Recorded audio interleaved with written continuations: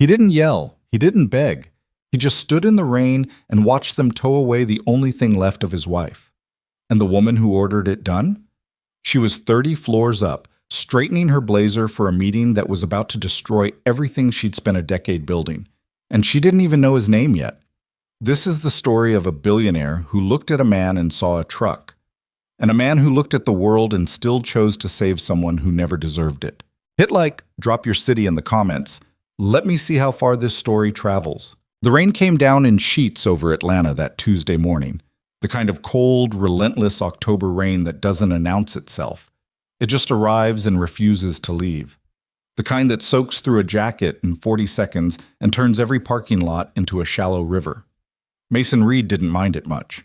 He'd learned, somewhere in the years after losing Claire, that weather was just weather. It didn't care about your plans, your grief, your appointments. You either dealt with it or you went back inside. Mason wasn't the type to go back inside. He guided his truck, a 2003 Chevy Silverado in what used to be called Arrival Blue, before 15 years of Georgia sun had faded it to something closer to tired gray, into the guest parking area of Sterling Horizon Group's downtown campus at 8:47 in the morning. The engine made its usual complaint when he shut it off, a low metallic shudder that rippled through the cab before settling. The dashboard crack he'd been meaning to fix for 2 years caught the pale morning light. A pine tree air freshener, completely odorless now, twisted slowly from the rearview mirror. Mason sat there for a moment with both hands on the steering wheel, not moving. He did this sometimes. Just sat. Claire used to tease him about it. "You're not meditating, Mason. You're just stalling."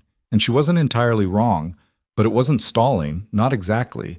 It was more like gathering, collecting himself before he had to walk into something. And today, he needed to be collected. He reached across to the passenger seat and picked up a manila folder, thick with paper. Legal documents, survey maps, preservation filings stamped and dated, photographs of a neighborhood that most people in this building had probably never visited. He'd spent 3 evenings at his kitchen table organizing them while his son, Noah, did homework nearby, occasionally looking up to ask what Mason was working on. "Trying to help some people who need it," Mason had said. "Do they know you're helping them?" Mason had smiled at that. "One of them does." He tucked the folder under his arm, grabbed his phone, and stepped out into the rain. The Sterling Horizon Group campus was the kind of place designed to make you feel small before you even walk through the door. 40 stories of glass and steel rising out of the midtown skyline, the whole building angled slightly to catch morning light in a way that some architect had clearly spent a lot of money thinking about. A fountain out front that kept running even in a rainstorm, which always struck Mason as a particular kind of arrogance. The guest entrance was flanked by 2 security booths and a set of revolving glass doors that probably cost more than his shop. He knew what he looked like walking up to it. He was wearing a clean flannel shirt. He'd ironed it the night before, which Noah had found hilarious. Dark jeans without holes in them, and work boots he'd polished twice. He didn't own a suit. He'd thought about borrowing one from his neighbor Dennis, but Dennis was 4 inches shorter and 20 pounds heavier, and the result would have been worse than the flannel. Mason was 32 years old, 6 feet tall, with the kind of hands that told you immediately he worked with them for a living. Calloused palms. A scar along his right thumb from a slip with a torque wrench 3 years ago. His hair was dark and slightly too long, and the rain was doing it no favors. He looked like what he was, a mechanic from Decatur who'd driven downtown to keep an appointment he'd been asked, very specifically, not to skip. He pushed through the revolving door and walked up to the reception desk, where a young man in a slim gray suit looked up from his monitor with the practiced neutrality of someone paid to be pleasant to everyone without actually caring about any of them. "Good morning," Mason said, setting his folder on the counter. "Mason Reed. I have an 8:50 appointment with the legal department, a compliance matter." The receptionist typed something, frowned slightly, typed again. "I'm not seeing," he started. "It was confirmed yesterday," Mason said. He pulled out his phone and opened the email. Confirmation number, contact name, time. He turned the screen toward the man. "Confirmed at 2:17 p.m. by a Rachel Odom in your compliance office." The receptionist studied the screen, then looked back at his monitor with an expression that had shifted from neutral to something slightly less comfortable. "Let me just make a quick call," he said, and reached for the phone. Mason nodded and stepped back, tucking his folder back under his arm. He glanced around the lobby. It was already busy. A cluster of men in suits near the elevator bank, someone's assistant moving fast across the marble floor with a coffee carrier, and the expression of someone who hadn't slept, a security guard near the door with his arms crossed, watching Mason with the mild, reflexive suspicion that Mason had learned to recognize and ignore. He'd been in rooms like this before. Not many, but enough. The kind of rooms where the architecture itself communicated a message. You belong here only if someone says you do. Mason had decided a long time ago he didn't need architecture to tell him where he belonged. On the 30th floor, Vanessa Sterling stood at the floor-to-ceiling window of her corner office and looked out at the rain-soaked city below. She was 30 years old. She'd been running Sterling Horizon Group, her late father's company, which she'd taken over at 24 and rebuilt almost entirely from the ground up, for 6 years.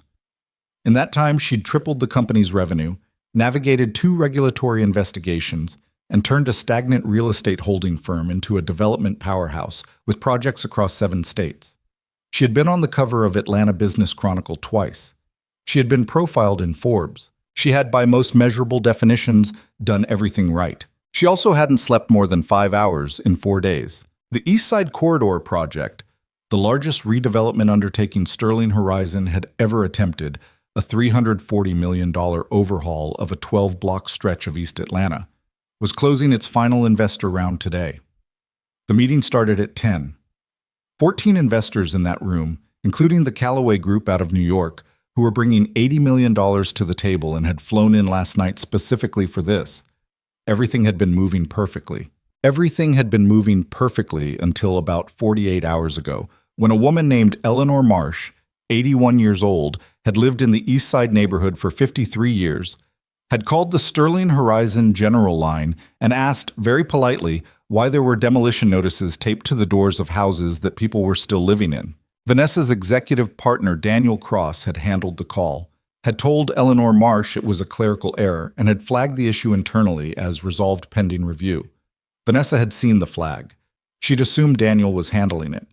She was realizing this morning, with a cold feeling she didn't want to examine too closely, that she'd been assuming a lot of things about Daniel lately. Her phone buzzed.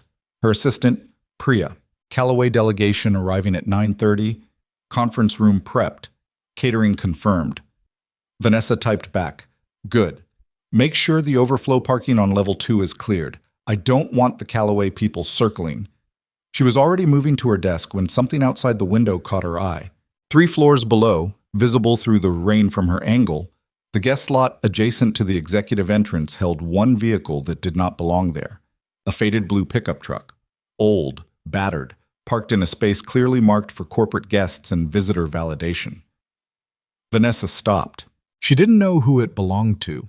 It hadn't been there 20 minutes ago. And in 4 hours, that lot would be full of luxury sedans and hired cars carrying people whose first impression of Sterling Horizon began the moment they pulled off the street. She pressed her intercom. "Priya, whose truck is parked in the executive guest lot?" "The old blue one." A pause. "I'm not sure. I can check." "Have security deal with it," Vanessa said. "It needs to be moved before 9:30. Another pause, slightly longer. "Have it towed?" "If it needs to be, yes. I don't want it there when the Callaway Group arrives." She released the intercom and turned back to her desk. She had 14 investors to prepare for and a $340 million deal to close. She did not think about the truck again. Down in the lobby, the receptionist had just gotten off his call looking distinctly uncomfortable. "Sir," he said to Mason, "I'm showing that your appointment was actually canceled this morning. The contact in compliance has you listed as..." "Canceled," Mason repeated. He said it flat, not a question. "Yes, sir, about..." The receptionist checked his screen. 40 minutes ago. Mason was quiet for a moment. 40 minutes ago, he'd been pulling off I-20 onto Moreland Avenue. He'd been in the truck, not checking his phone, because he was driving. "I didn't receive a cancellation notice," he said. "I understand, sir, and I'm sorry for the inconvenience. I'm not here for a routine meeting," Mason said. He kept his voice level, but he put the folder on the counter and opened it, turning several pages so the receptionist could see them. "I have documents that relate to an active development project. Legal compliance documents. There are families who could lose their homes in the next 72 hours if someone in this building doesn't look at these today. so I'd appreciate if someone could tell me who I need to speak to. The receptionist looked at the documents. He looked at Mason. He looked at the documents again. He was 23 years old and 3 months into his job and completely unequipped for this. Let me get the security supervisor, he said. He made another call. While he waited, Mason reorganized the pages in his folder and tried to figure out who had canceled his appointment and when and why, because it seemed deeply important to know whether that was an accident or something else entirely. He had a bad feeling it wasn't an accident. The security supervisor's name was Greg Tomlin, and he arrived at the desk with the energy of a man who'd already handled 4 problems this morning and wasn't excited about a 5th. He was broad-shouldered, 50-ish, with a silver crew cut and the slightly weary authority of someone who'd spent years working crowd control before landing a corporate security job. "Mr. Reed," he said. "Yeah," Mason said. "I understand you've got an appointment issue." "My appointment was canceled without my knowledge," Mason said. "I drove 40 minutes to be here. I have documents I need to deliver to your compliance team today, not next week." Greg looked at the folder, then at Mason, doing the same quiet assessment that people always did when they met Mason, registering the clothes, the hands, the truck outside, running some internal calculation. "What's the nature of the documents?" Greg asked. "Property survey discrepancies and preservation filing records related to the East Side Corridor project," Mason said. "There are occupied homes on the demolition schedule that shouldn't be there. I have the filings to prove it." Greg's expression shifted slightly. Something tightened around his eyes. "Wait here," he said, and pulled out his radio. That was the moment Vanessa's call came through. Mason watched Greg's face change as he listened to his earpiece. The supervisor's jaw moved slightly, a small compression of something. Disagreement, maybe, or the particular kind of discomfort that comes from being asked to do something you know is wrong by someone who signs your checks. Greg clicked his radio. "Copy that." He looked at Mason. "Sir, I'm going to need to ask you to move your vehicle." Mason frowned. "Move it where?" "Off the property. There's a—" Greg paused, choosing his words. "There's a concern about the parking situation in the executive lot." "I'm in the guest lot," Mason said. "The sign says guest parking." "Sir, is this about the truck?" Mason asked quietly. "Someone looked out a window and decided my truck doesn't belong here?" Greg had the decency to look uncomfortable. "I've been asked to have it towed if it's not moved in the next—" "I'll move it," Mason said. "I just need someone to tell me where I should park so I can come back inside and deliver these documents." "There's a public garage 2 blocks east on—" Mason's phone buzzed. He looked at the screen. "Unknown number, local Atlanta area code." He answered it. "Is this Mason Reed, owner of a 2003 Silverado, plate number GHT 4492? "Yeah," Mason said slowly.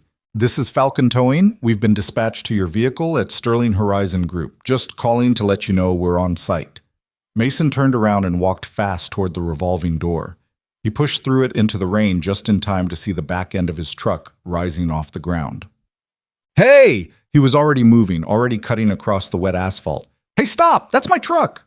The tow truck operator, a young guy with a rain slicker and the look of someone who'd been dispatched and was just doing the job, raised his hand slightly. "Sir, we were called by property management. I have a guest appointment here. I was inside following up on a clerical issue." Mason got to his truck and put his hand on the tailgate, which was now 2 feet off the ground. "Put it down!" "Sir, I've got a dispatch order from—" "Put it down." His voice didn't crack. It didn't rise into a shout. It went the other direction, quieter, actually, and harder, and the tow operator stopped talking and looked at him with a new kind of attention. Greg Tomlin had followed Mason outside and was now standing a few feet back watching.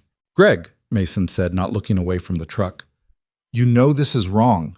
You know I have a legitimate appointment with your compliance team, and you know someone upstairs saw a truck they didn't like and made a call without asking a single question." Greg was quiet. "I'm asking you, as one person to another, to tell that driver to put my truck down." A long moment, rain drumming on the tow truck's cab, water running down the back of Mason's neck.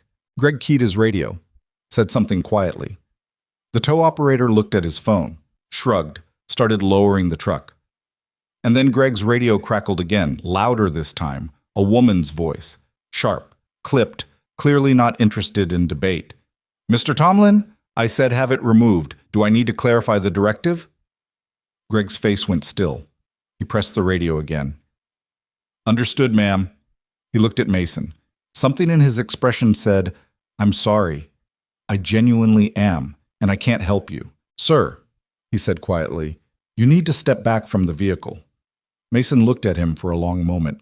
Then he stepped back. He stood on the wet asphalt in the rain, and he watched them take his truck. He watched the chains go taut, and the frame lift, and the tires leave the ground. He watched the old Silverado swing gently as the tow truck maneuvered toward the exit, the worn blue paint catching the gray morning light. He didn't yell. He didn't cry. He stood there with a manila folder full of documents tucked under his arm, getting soaked, watching the last piece of a life he'd built with the woman he loved get dragged around a corner and disappear. And then he turned around and walked back into the building. Because he still had a job to do. The lobby felt different when he came back through the revolving door, or maybe he felt different moving through it. The security guard near the entrance tracked him. The receptionist looked up with an expression caught somewhere between pity and relief that someone else would have to deal with this. Mason walked back to the desk. He set the folder down again. He pulled out his phone, found the confirmation email, and turned the screen around one more time. I need to speak to someone in compliance, he said. The name on my confirmation is Rachel Odom. I need her office number, her extension, or someone who can physically walk me to her desk. I've driven 40 minutes. My appointment was canceled without notification, and my vehicle was just towed from your guest lot while I was actively trying to check in. I'm not leaving until someone looks at these documents. The receptionist looked like he'd rather be anywhere else on earth. That was when a woman in a navy blazer stepped up beside Mason and said, I'll take him. Her name was Olivia Hart. She was 38, with dark natural hair pulled back and reading glasses she didn't currently need hanging from her collar. She was Sterling Horizon's Director of Regulatory Compliance, and she had been crossing the lobby toward the coffee station when she heard the tail end of Mason's exchange with the front desk, specifically the phrase occupied homes on the demolition schedule. Those 7 words had stopped her cold, because Olivia had been asking questions about the East Side Corridor project for 3 weeks. Quiet questions, carefully worded, routed through internal channels in ways that wouldn't immediately raise flags. She had not been getting satisfying answers. She'd been on her way to her 8:50 meeting, the one her calendar confirmed, the one she'd scheduled after receiving a call from a Rachel Odom in her own department, telling her a Mr. Mason Reed had important documentation regarding the East Side project and needed to meet with someone that morning, when the meeting had disappeared off her calendar. Just vanished 45 minutes ago. No cancellation notice, no reschedule request. Just gone, as if it had never been confirmed. Olivia had thought, that's odd. Now she thought, that is not an accident. I'll take him, she said again, showing her badge to the receptionist. She turned to Mason. Olivia Hart, Regulatory Compliance. You've got documents about the East Side project? Mason looked at her. He was soaked. His shirt was darkening at the shoulders and his hair was flattened and there was water running down the side of his face that he hadn't bothered to wipe away. And he was watching her with the careful attention of someone who'd already been let down twice this morning and wasn't sure whether the third time was going to be different. Yeah, he said. Come with me. She took him to a small conference room on the 4th floor, a working room with no view, and a whiteboard covered in someone's old meeting notes. She closed the door, offered him a chair, and said, Give me 2 minutes, while she made a phone call in the corner of the room, her voice low. Mason sat down. He opened the folder on the table. He arranged the documents in the order he'd planned. Survey maps first, then the preservation filings, then the photographs, then the ownership records that Eleanor Marsh had given him 3 days ago, with hands that shook slightly from age, but not from uncertainty. These are real, Eleanor had told him, sitting at her kitchen table on Donnelly Avenue. I've kept every paper since 1971. Nobody's ever asked to see them before. Olivia came back to the table and sat across from him. She had a legal pad and a pen. She looked at the documents he'd spread out, and then she looked at him, and her expression had changed from the alert professional neutrality she'd arrived with to something that was starting to resemble controlled alarm. Okay, she said, tell me everything. Start from the beginning. Mason did. He told her about Eleanor Marsh, who'd called his shop 3 weeks ago, because her nephew had mentioned Mason was good at figuring out problems, and Eleanor had a problem that felt too big for her to handle alone. He told her about driving over to Donnelly Avenue on a Saturday morning and sitting in Eleanor's kitchen for 3 hours, going through 50 years of documents spread across her dining room table. Eleanor's house was on a block that had been in the East Side Corridor redevelopment map for 6 months. It was listed, along with 14 other properties on the same street, as unoccupied residential, eligible for acquisition and demolition. The problem was that 11 of those 15 properties were currently occupied. People lived in them, had been living in them, some of them, for decades. The bigger problem was the community center at the end of the block, the East Side Heritage House, built in 1962. Listed on the Georgia Historic Register in 2009, which meant it was federally protected and could not be demolished without a full preservation review process, public notice, and approval from the State Historic Preservation Office, a process that took, at minimum, 6 months. Sterling Horizon's current demolition schedule had the Heritage House coming down in 19 days. They filed for the SHPO review? Olivia asked, pen moving fast. That's the thing, Mason said. He slid a document across the table. They filed it. It's time-stamped. It's in the system. But look at the address. Olivia looked. Her pen stopped. The Preservation Review filing for East Side Heritage House, 441, 2 Donnelly Avenue, had been submitted to the SHPO with a minor but critical error. The address was logged as 4412, Donnelly Avenue West, a street that did not exist. The system had flagged it as a data entry anomaly, automatically routed it to a pending review queue, and there it had sat for 61 days. Quote, technically filed, functionally invisible. That could be an honest mistake, Olivia said carefully. It could be, Mason agreed. Except, he pulled another document. There's a correction request in the system. Submitted 18 days ago. Someone in your company's development office noticed the error and submitted a correction request to bring the address in line with the actual property. Olivia looked at the document. And the correction was denied. Rejected at the executive level, Mason said quietly. With a notation, filing addresses under review, action deferred pending project assessment, signed. He turned the page so she could see the signature line. Olivia read the name. She set her pen down. For a moment, she was completely still. Daniel Cross, she said. That's the signature, yeah, Mason said. Olivia was quiet for 10 seconds. Mason watched her think, watched her turn something over, examining it from different angles, looking for the interpretation she could live with before arriving at the one she couldn't avoid. How did you get this? She asked. Eleanor Marsh filed a records request 6 weeks ago. She's been requesting public documents related to the project through the city's open records process. That correction request came back in her last batch. Mason paused. She's 81 years old and she's been doing this herself because she didn't know who else to ask. Olivia closed her eyes briefly. Then her phone buzzed on the table. She looked at it. Call from D. Cross. She stared at the screen for 2 full rings before pressing ignore. Okay, she said. She stood up. Okay. I need you to stay here. Don't go anywhere. I need to make some copies of these, and I need to make some calls, and I need to do both of those things in the next, she checked her watch, 40 minutes, before a very large investor meeting begins on the 29th floor. What are you going to do? Mason asked. Olivia looked at him across the table. My job, she said, which apparently someone's been hoping I wouldn't. She was already at the door when Mason's phone rang. He looked at the screen. The towing company.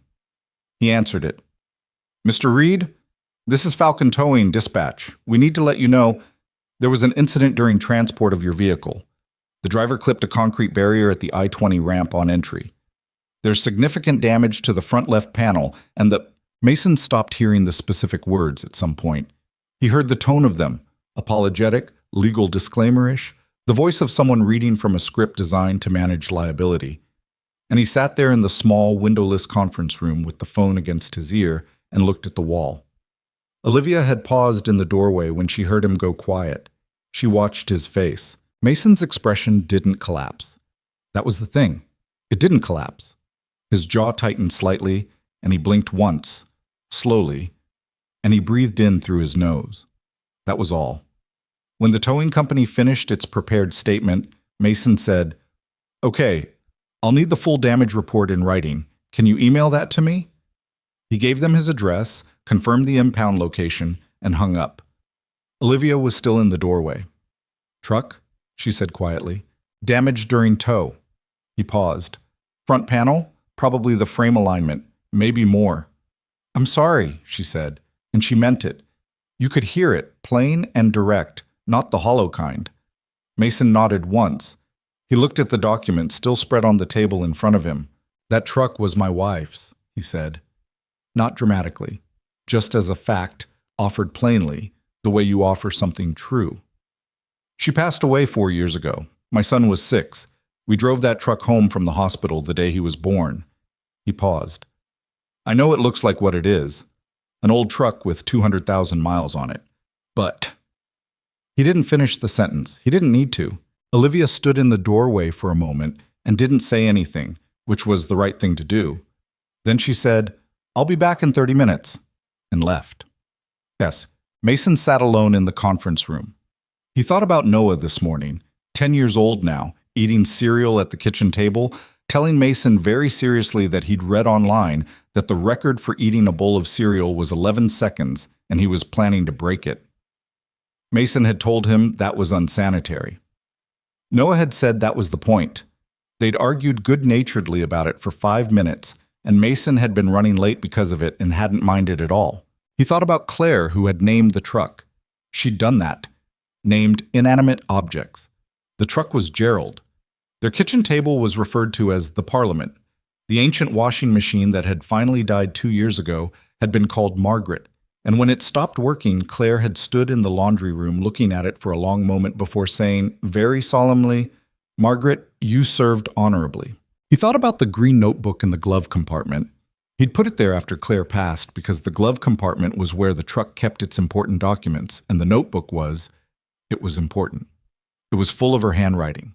Notes about the truck, about trips they'd taken, about Noah, about small things she'd noticed and wanted to remember. She'd kept it in her purse, and then he'd found it after she was gone, and he didn't know what to do with it, so he put it in the truck because the truck was the safest place he had. He hoped the notebook was still there.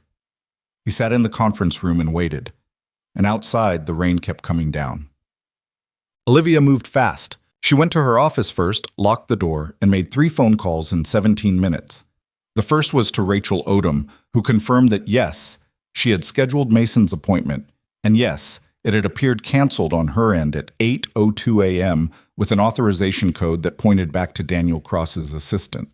The second was to a city planning contact who confirmed, off the record, that the SHPO, filing for 4412 Donnelly Avenue, was still sitting in the error queue and had not been resolved. The third was to the company's general counsel, whose assistant told her the counsel was currently in a pre-meeting briefing on the 29th floor. Olivia made copies of Mason's key documents on the 4th floor copier. She put them in a new folder. She wrote 3 names on the outside of the folder in marker: Callaway, Simmons, Park. The 3 lead investors in the room upstairs. Then she went to find Vanessa Sterling. She found her in the hallway outside the 29th floor conference room 7 minutes before the investor meeting was scheduled to begin. Vanessa was standing with Daniel Cross and 2 others, talking in the low-focused way of people running final checks before something big. She was in a charcoal blazer, her dark hair back and clean, and she had the kind of composed precision about her that came from knowing exactly what she was doing. She did not look like someone who was aware that anything was wrong. Vanessa, Olivia said, I need 2 minutes. Vanessa looked at her. Something in Olivia's expression, she was good at reading faces, she'd built a career on it, caught her attention. What is it? Not here, Olivia said. She glanced at Daniel. Daniel was 43, silver-templed, and smooth, with the relaxed confidence of someone who'd navigated corporate politics long enough to feel permanently settled in his position. He watched Olivia with a small, measured smile. Olivia, always with the last-minute fires. Yep, Olivia said. She kept her eyes on Vanessa. 2 minutes. Vanessa stepped aside with her into a small alcove. Olivia gave her the condensed version. The occupied homes on the demolition list. The Heritage House preservation filing with the wrong address. The correction request that Daniel had suppressed. The man downstairs with the documentation to prove all of it, whose appointment had been canceled without notification and whose truck had been towed from the guest lot this morning on Vanessa's order. Vanessa was very still during all of this. Her face didn't do much. That was the thing about people who ran large organizations. They learned to keep their faces from doing things in the middle of receiving information because you needed to hear all of it before you reacted to any of it. When Olivia finished, Vanessa said, "How confident are you in the source?" "I spent 30 minutes going through the documentation," Olivia said. "It's solid.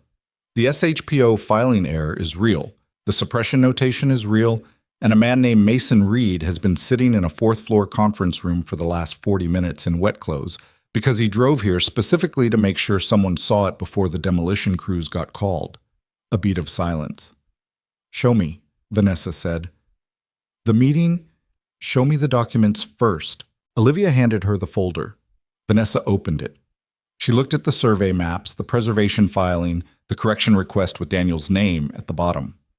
She looked at it for a long time. Then she looked up at the conference room door, behind which 14 investors were currently settling in with coffee and binders full of projections for a project that was, as of this moment, potentially weeks away from making national news for all the wrong reasons. She closed the folder. "Okay," she said. What happened next happened fast. Vanessa walked back into the hallway and told Daniel she needed a 10-minute delay on the meeting start. Daniel said, with his usual practiced calm, that the Callaway delegation was already seated and a delay would send the wrong signal. "Daniel," Vanessa said, "I need 10 minutes."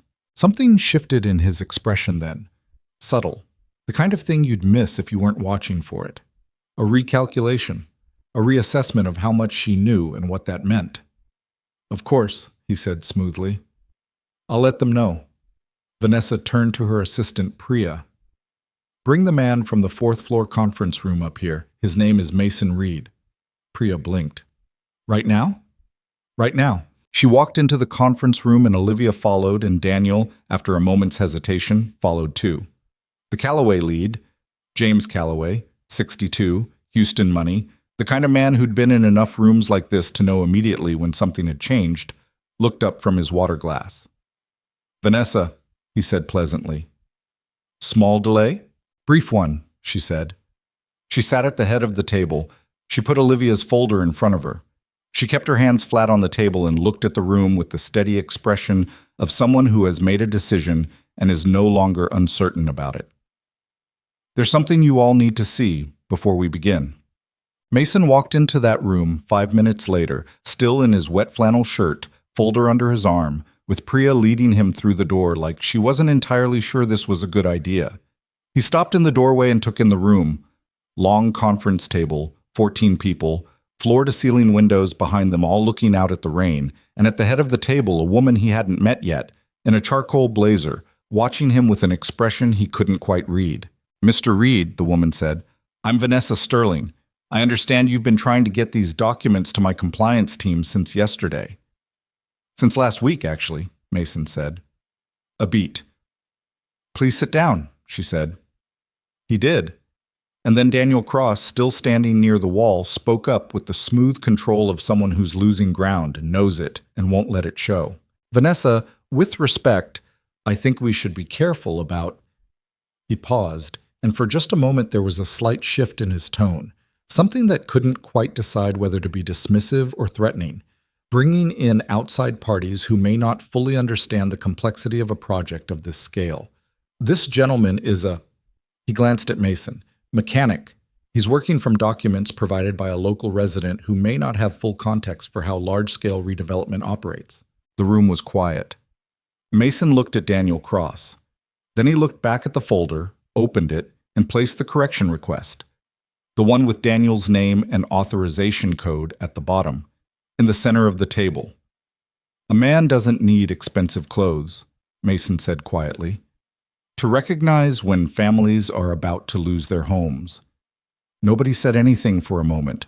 James Callaway reached across the table and picked up the document. He read it. He set it down and picked up the survey map. He looked at that for a long time. Then he looked up at Vanessa with an expression that had moved well past pleasant. "How long?" he said, Has your company known about this? Vanessa didn't answer immediately. She was looking at the correction request, at Daniel's signature, at the timestamp, 18 days ago, and thinking about 18 days of conversations with Daniel about the East Side project, 18 days of reports and updates and projections, 18 days of being told everything was moving forward cleanly and on schedule. She thought about Eleanor Marsh calling the general line and being told it was a clerical error. She thought about a truck being towed from the guest lot because she'd looked out a window and made a judgment in 30 seconds without asking a single question. She thought about the man sitting 2 chairs down from her in a wet flannel shirt who had driven 40 minutes to keep an appointment that someone on her own team had deleted. "We're going to take a short break," she said. Her voice was steady. 20 minutes. And when we come back, I'm going to answer your question honestly, Mr. Calloway. Every part of it. She stood up. She looked at Mason. "Mr. Reed, could you stay?" Mason nodded. Daniel Cross started to say something. Vanessa turned to look at him, and whatever he saw in her face made him stop. The rain kept hitting the windows, 30 stories up, over a city where 11 families were still waking up in homes that were on a demolition schedule nobody had told them about. Where an 81-year-old woman named Eleanor Marsh was probably sitting in her kitchen right now waiting for a phone call, having trusted a mechanic from Decatur with 50 years of careful, quiet record-keeping. And in a 4th-floor conference room where an old green notebook sat in a damaged truck at an impound lot on the south side of the city, full of handwriting that nobody could replace. The morning wasn't over yet, but something had shifted, quietly, irreversibly, in the way the day was going to end. The 20-minute break Vanessa had called lasted 11. Not because everything was resolved, nothing was resolved, but because James Calloway walked back into the conference room after 9 minutes, set his coffee down, and said, "I've made some calls," in the tone of a man who didn't need to elaborate on who he'd called or what they'd said. The other investors filtered back in behind him. Some of them had been on their phones in the hallway. A few had been talking to each other in the low, clipped way that people talk when they're recalibrating and don't want to be overheard doing it. Mason was still in the room. He'd moved to a chair along the wall while the investors were out, giving the table back to the people who were supposed to be sitting at it, and he'd spent the 11 minutes going through his folder one more time, making sure everything was in the order he wanted, making sure he hadn't missed anything. It was what he did when he was nervous, checked his work, rechecked it. It drove Claire crazy when he did it at home. The oil's already changed, Mason. You don't need to verify it 3 times. He'd told her once that he verified things because he cared about getting them right. She'd looked at him with that particular expression she had and said, "I know. That's not why it drives me crazy." He still didn't entirely know what she'd meant by that. He'd never gotten around to asking. Vanessa took her seat at the head of the table. Daniel Cross was still in the room, which surprised Mason slightly. He'd half expected the man to disappear during the break, or at least try to. But Daniel was still there, standing near the far end of the table with his arms loose at his sides and his expression professionally neutral, the way an attorney looks during testimony they're not worried about, like a man who had already decided on his strategy and was comfortable with it. "Before we go any further," Vanessa said, "I want to address the question Mr. Calloway asked before the break." She looked around the room. "How long has Sterling Horizon known about this issue?" She paused just long enough to make it clear she'd thought about how to answer. "I personally became aware of it 45 minutes ago," she said. "That is the honest answer to the question. I became aware of it when our Director of Regulatory Compliance walked a set of documents into my hands 7 minutes before this meeting was scheduled to begin." Another pause. "I was not, until that moment, aware that there were occupied homes on our demolition schedule, or that our SHPO preservation filing for the Heritage House contained an address error, or that a correction to that error had been submitted and subsequently suppressed at the executive level." The room was quiet. James Calloway looked at her steadily. "And who suppressed it?" Vanessa didn't look at Daniel. She kept her eyes on Calloway. "That's what we're going to establish clearly and on the record over the next hour. What I can tell you right now is that I have the document in front of me and I can see the authorization signature." "I'd like to see that document," Calloway said. "It's already in front of you," Olivia said from across the table, where she'd quietly slid a copy toward him during Vanessa's pause. Calloway picked it up. Read it. passed it to the woman on his left, Patricia Simmons, who ran a Chicago development fund and had been mostly quiet all morning with the watchful stillness of someone collecting data. She read it. Her expression didn't change much, but something around her eyes tightened slightly. Daniel spoke from the end of the table. "I want to be clear about the context of that document," he said. His voice was measured, the careful tempo of someone who'd prepared for this possibility. The correction request was flagged because the filing process itself was under an internal review. There were concerns about the broader accuracy of the property survey data, and the decision to defer was made to avoid compounding an error with an incomplete correction. It was a procedural judgment call, not a suppression. The word hung in the room. Mason, from his chair along the wall, was watching Daniel the way he watched an engine he didn't trust, quietly, cataloging sounds, waiting for the one that confirmed what he already suspected. "Procedural," Calloway repeated, flat. "In the context of an active review, yes, Mr. Cross." Calloway set the document down. He was 62 years old and had built 4 major development funds from the ground up, and he did not raise his voice, but there was a quality to his stillness that made the room feel smaller. "I'm going to ask you a direct question, and I'd like a direct answer. On the date this correction request was submitted, the date on that document, were you aware that the address error in the SHPO filing meant the Heritage House was not legally protected under the preservation review process?" A fraction of a second's pause. Not long, just long enough. "I was aware there was an ongoing question about—" "Were you aware," Calloway said again, "that without a valid SHPO filing, your company's demolition schedule for a federally registered historic property was proceeding without legal clearance?" The silence this time was different, thicker. Daniel's expression held, but his right hand, resting on the table, moved slightly, the index finger pulling back just a millimeter, just enough. Mason noticed it. He didn't think many other people in the room did. "I was aware," Daniel said, "that there were complexities in the filing status that required—" "That's a yes," Calloway said simply, and looked away from Daniel toward Vanessa. What followed over the next 40 minutes was not a meeting so much as a controlled dismantling. Calloway asked questions. Simmons asked questions. A man named Howard Park, who represented a Korean infrastructure investment group and had barely spoken all morning, asked 4 questions in a row that were so precise and so specific they made it clear he'd been running numbers in his head during the break and had arrived at conclusions he was now confirming. Vanessa answered what she could honestly, acknowledged what she didn't know, and twice said plainly, "I can't give you an accurate answer to that yet because I don't have complete information," which was not what any investor wanted to hear, but which was, apparently, more reassuring than the alternative, because it matched what the document showed, and it matched what Mason had said, and it was internally consistent in a way that Daniel's answers, by contrast, increasingly were not. Mason was asked to speak twice. Both times he kept it short and factual.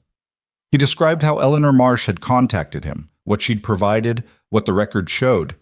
He used the word discrepancy rather than fraud, and the phrase appears inconsistent with rather than proves because he was not a lawyer, and he was careful about the difference.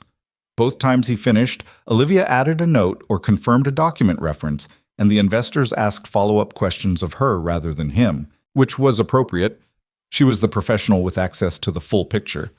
But twice Calloway glanced over at Mason with an expression that was something between measuring and recalculating. At one point, about 25 minutes in, Daniel made another attempt to reframe the occupied homes issue as a data management problem.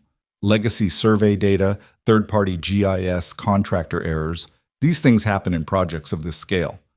And Mason, who had been quiet for several minutes, said from his chair along the wall, "There are people living in those houses right now. Whatever the data says, the houses aren't empty.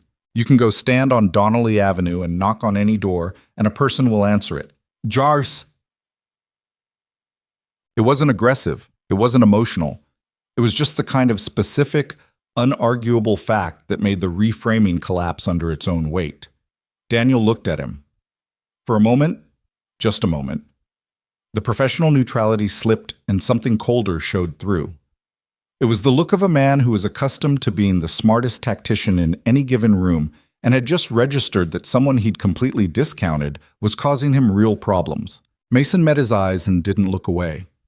Then Daniel looked back at the investors, and the neutral expression was back in place, and he said something about engaging directly with the affected residents, and the moment passed. But Vanessa had seen it. The meeting wrapped without a formal resolution on the Callaway investment, which was, Vanessa understood, the best possible outcome available to her under the circumstances. Callaway did not pull out. He also did not confirm. He said, before leaving, "We appreciate the transparency, Vanessa. That's noted. We'll want a revised project assessment within 10 business days that addresses the compliance issues directly, along with a clear remediation plan." He paused at the door. "And whatever action you're taking internally on the authorization issue, I'd recommend documenting it thoroughly." He left without looking at Daniel. The other investors filed out. Most of them were on their phones before they reached the hallway. Mason could hear the murmur of conversations going quiet as doors closed.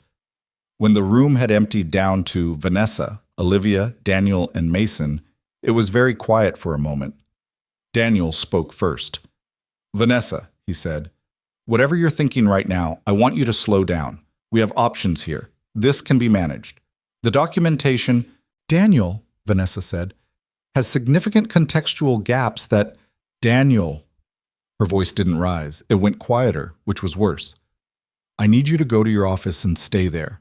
Don't talk to anyone from legal. Don't communicate with anyone on the development team. Don't send any emails. I need your access badge, and I need it now." A long pause. "You're not serious," he said. "Your badge," she said. Something moved across his face. Surprise, maybe. Or the specific variety of anger that comes from being stripped of something you believed was permanent. He held it for a couple seconds. Then he reached into his jacket, pulled the badge from his inside pocket, and set it on the table with more force than necessary. "You're going to regret this," he said. Not a threat, exactly. More like a weather forecast. "Maybe," Vanessa said. "Badge is on the table. Go to your office." He left. The door didn't slam. He wasn't the kind of man who slammed doors. That was somehow worse. After Daniel left, the room got very quiet in a different way. The kind of quiet that settles after something loud has passed, even when nothing loud actually happened. Olivia sat down. Vanessa stayed standing for a moment, one hand on the back of her chair, looking at the conference table covered in documents and water glass rings, and the small physical wreckage of a meeting that had turned into something else entirely. Mason was still in his chair along the wall. "Mr. Reed," Vanessa said, "I owe you an apology."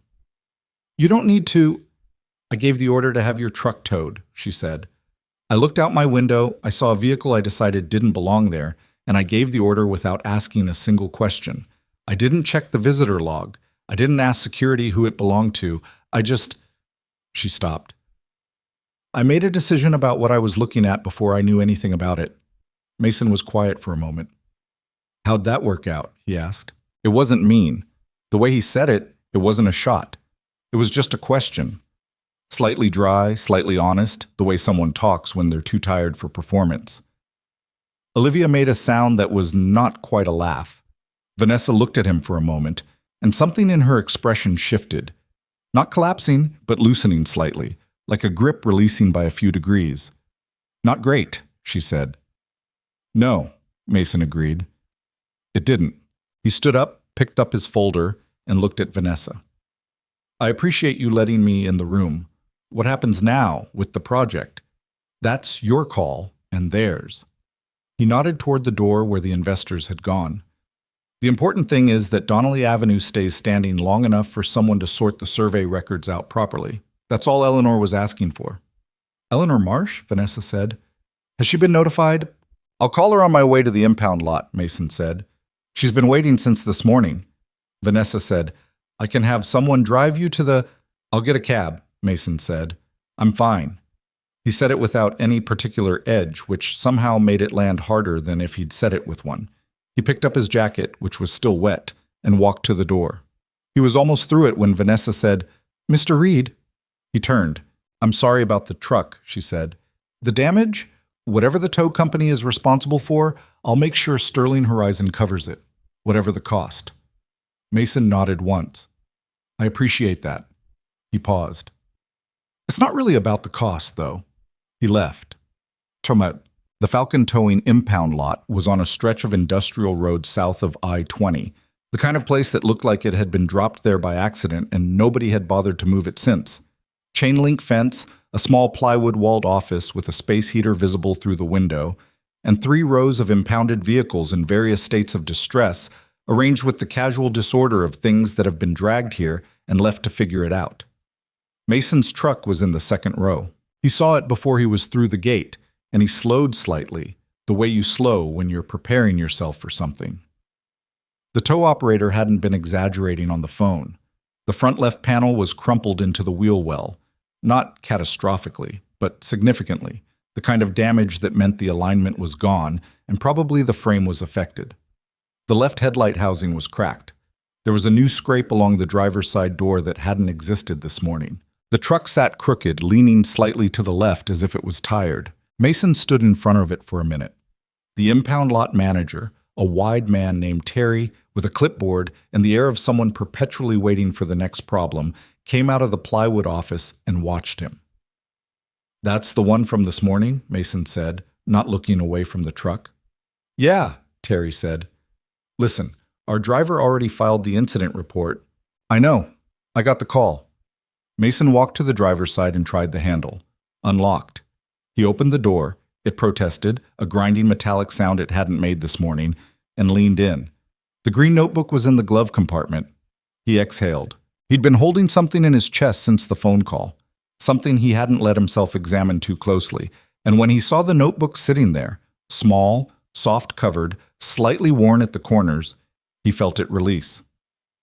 He took it out and held it for a moment without opening it, then put it in the inside pocket of his jacket, against his chest, and turned around. Terry was still watching him. You need the report for insurance? Terry asked. Yeah, Mason looked back at the truck. I'm going to need to have her towed to my shop. Your shop? I'm a mechanic, Mason said. I've got a bay open. Terry looked at the crumpled panel and the broken headlight.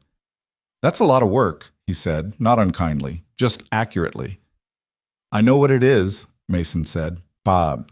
He called Eleanor Marsh from the impound lot parking lot, standing in the thin October sun that had broken through the clouds while he was inside. Too late to do much good. She answered on the second ring. Mason? Her voice was even, but he could hear the effort it cost her to keep it that way. It's okay, he said. They saw the documents. The right people saw them. A breath on the other end, long, slow. The Heritage House, she said, still standing, and now there are 14 investors who know about the SHPO issue, which means the company can't move forward on the demolition without it becoming a very public problem. The legal wheels are going to take time, but we bought time, Eleanor said. Yeah, we bought time. A pause. He could hear something faint in the background. Her television, probably, or the radio she kept on in the kitchen. She told him she kept the radio on because the house was too quiet otherwise, and after 53 years in the same place, you got used to a certain amount of noise. Your truck, she said suddenly. The one you drove here in. That old blue one. Mason frowned slightly. How do you know about... I saw you park it from my window the day you came over. It's a good truck. You can tell by how someone parks. You parked careful. She paused. Is it all right? Mason looked at it through the chain-link fence. It will be, he said. Good, Eleanor said firmly, as if she was settling the matter. Come have coffee sometime. Bring your boy. I will, Mason said. I will, Eleanor. He hung up and stood in the parking lot for a while with his face in the sun, eyes closed. Back at the shop, Noah was already home from school when Mason got in that evening. His neighbor Sandra had picked him up, the standing arrangement for days when Mason couldn't make the 3:30 bell. Noah was at the workbench near the back of the garage, technically doing homework and actually doing whatever he did on his phone that he claimed was homework. And he looked up when Mason came in with the particular expression kids wear when they've been waiting and don't want to admit they were worried. Where's the truck? Noah said. Mason explained in the abbreviated version he'd been constructing on the ride home what had happened. He left out most of the conference room part because it wasn't what mattered to the conversation, He told Noah the truck had been towed by mistake and damaged and was at an impound lot and he was going to pick it up tomorrow and fix it himself. Noah was quiet for a moment, processing. How bad? He asked. Front panel and some framework. Maybe 3 or 4 weeks? Can I help? Mason looked at him. 10 years old, still at the age where helping in the shop meant handing him tools and mostly staying out of the way, but trying hard, always trying hard, with the focused seriousness he'd had since he was very small. Yeah, Mason said. You can help. Noah nodded like this was decided. Then he looked back at his phone with the elaborate casualness of someone who had definitely not been worried. Mason went to the office at the back of the shop, a small room that was more of a closet with a desk shoved into it, and sat down. He pulled the green notebook from his jacket pocket and set it on the desk in front of him. He didn't open it, he just looked at it. It was a habit he'd developed without deciding to, keeping the notebook close but not reading it often, not because he couldn't bear to, but because he'd learned that you had to be careful about how you used the things you couldn't replace. You used them intentionally. You didn't burn through them. He'd have to tell Noah the full story eventually, not tonight, but eventually. Noah was old enough to understand more of it than Mason gave him credit for. And he had a right to know that the truck they were going to spend 3 or 4 weekends rebuilding was more than a vehicle, that it had a history, that some things were worth fixing, not because fixing them was practical, but because some things had earned the right to be whole again. Mason put the notebook back in his jacket. He sat in the small office for a while, listening to Noah moving around the garage, the sound of a stool scraping, something being set down, the particular restless motion of a 10-year-old trying to stay still, and let himself be tired for a few minutes before he had to be anything else. The next morning, Vanessa Sterling arrived at her office at 6:45. She did this every morning, the early hour a habit from the first years of running the company when there never seemed to be enough time, and she'd discovered that the hour before anyone else arrived was the only one that belonged entirely to her. She made her own coffee in the small kitchen adjacent to her office and sat at her desk and read through whatever she needed to read before the day started pulling her in 12 directions. This morning, she sat at her desk and looked at the documents Olivia had compiled the night before. Olivia had worked until 10 p.m. She'd sent Vanessa a 30-page summary at 10:17, flagged urgent, with a cover note that said simply, "This is bigger than the SHPO filing. The more I look at it, the bigger it gets." Vanessa had read it twice already, once last night, once this morning. Olivia was right. The SHPO filing error hadn't been an accident. The internal review that Daniel had cited as the reason for deferring the correction didn't exist. There was no paper trail for it, no meeting records, no email chain, nothing that would support the characterization of it as a legitimate procedural hold. What there was, instead, was a timeline, a careful one.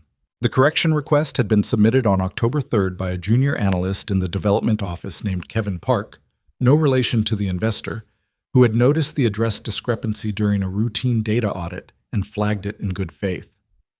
Daniel's authorization deferral was time-stamped October 4th, less than 18 hours later. 4 days after that, Kevin Park had been quietly reassigned to a different project. His access to the Eastside Corridor files had been revoked on October 9th, logged as a routine project rotation. There were 2 other anomalies in the survey data. Properties with ownership records that didn't match the current occupants, not dramatically, not in a way that would jump out at a casual review, but enough. Enough to create uncertainty. Enough to complicate any legal challenge an affected resident might try to bring. It was, Vanessa thought, the kind of thing that was very difficult to prove was intentional, which was, almost certainly, the point. She sat with her coffee and thought about Daniel Cross for a while. She'd known him for 4 years.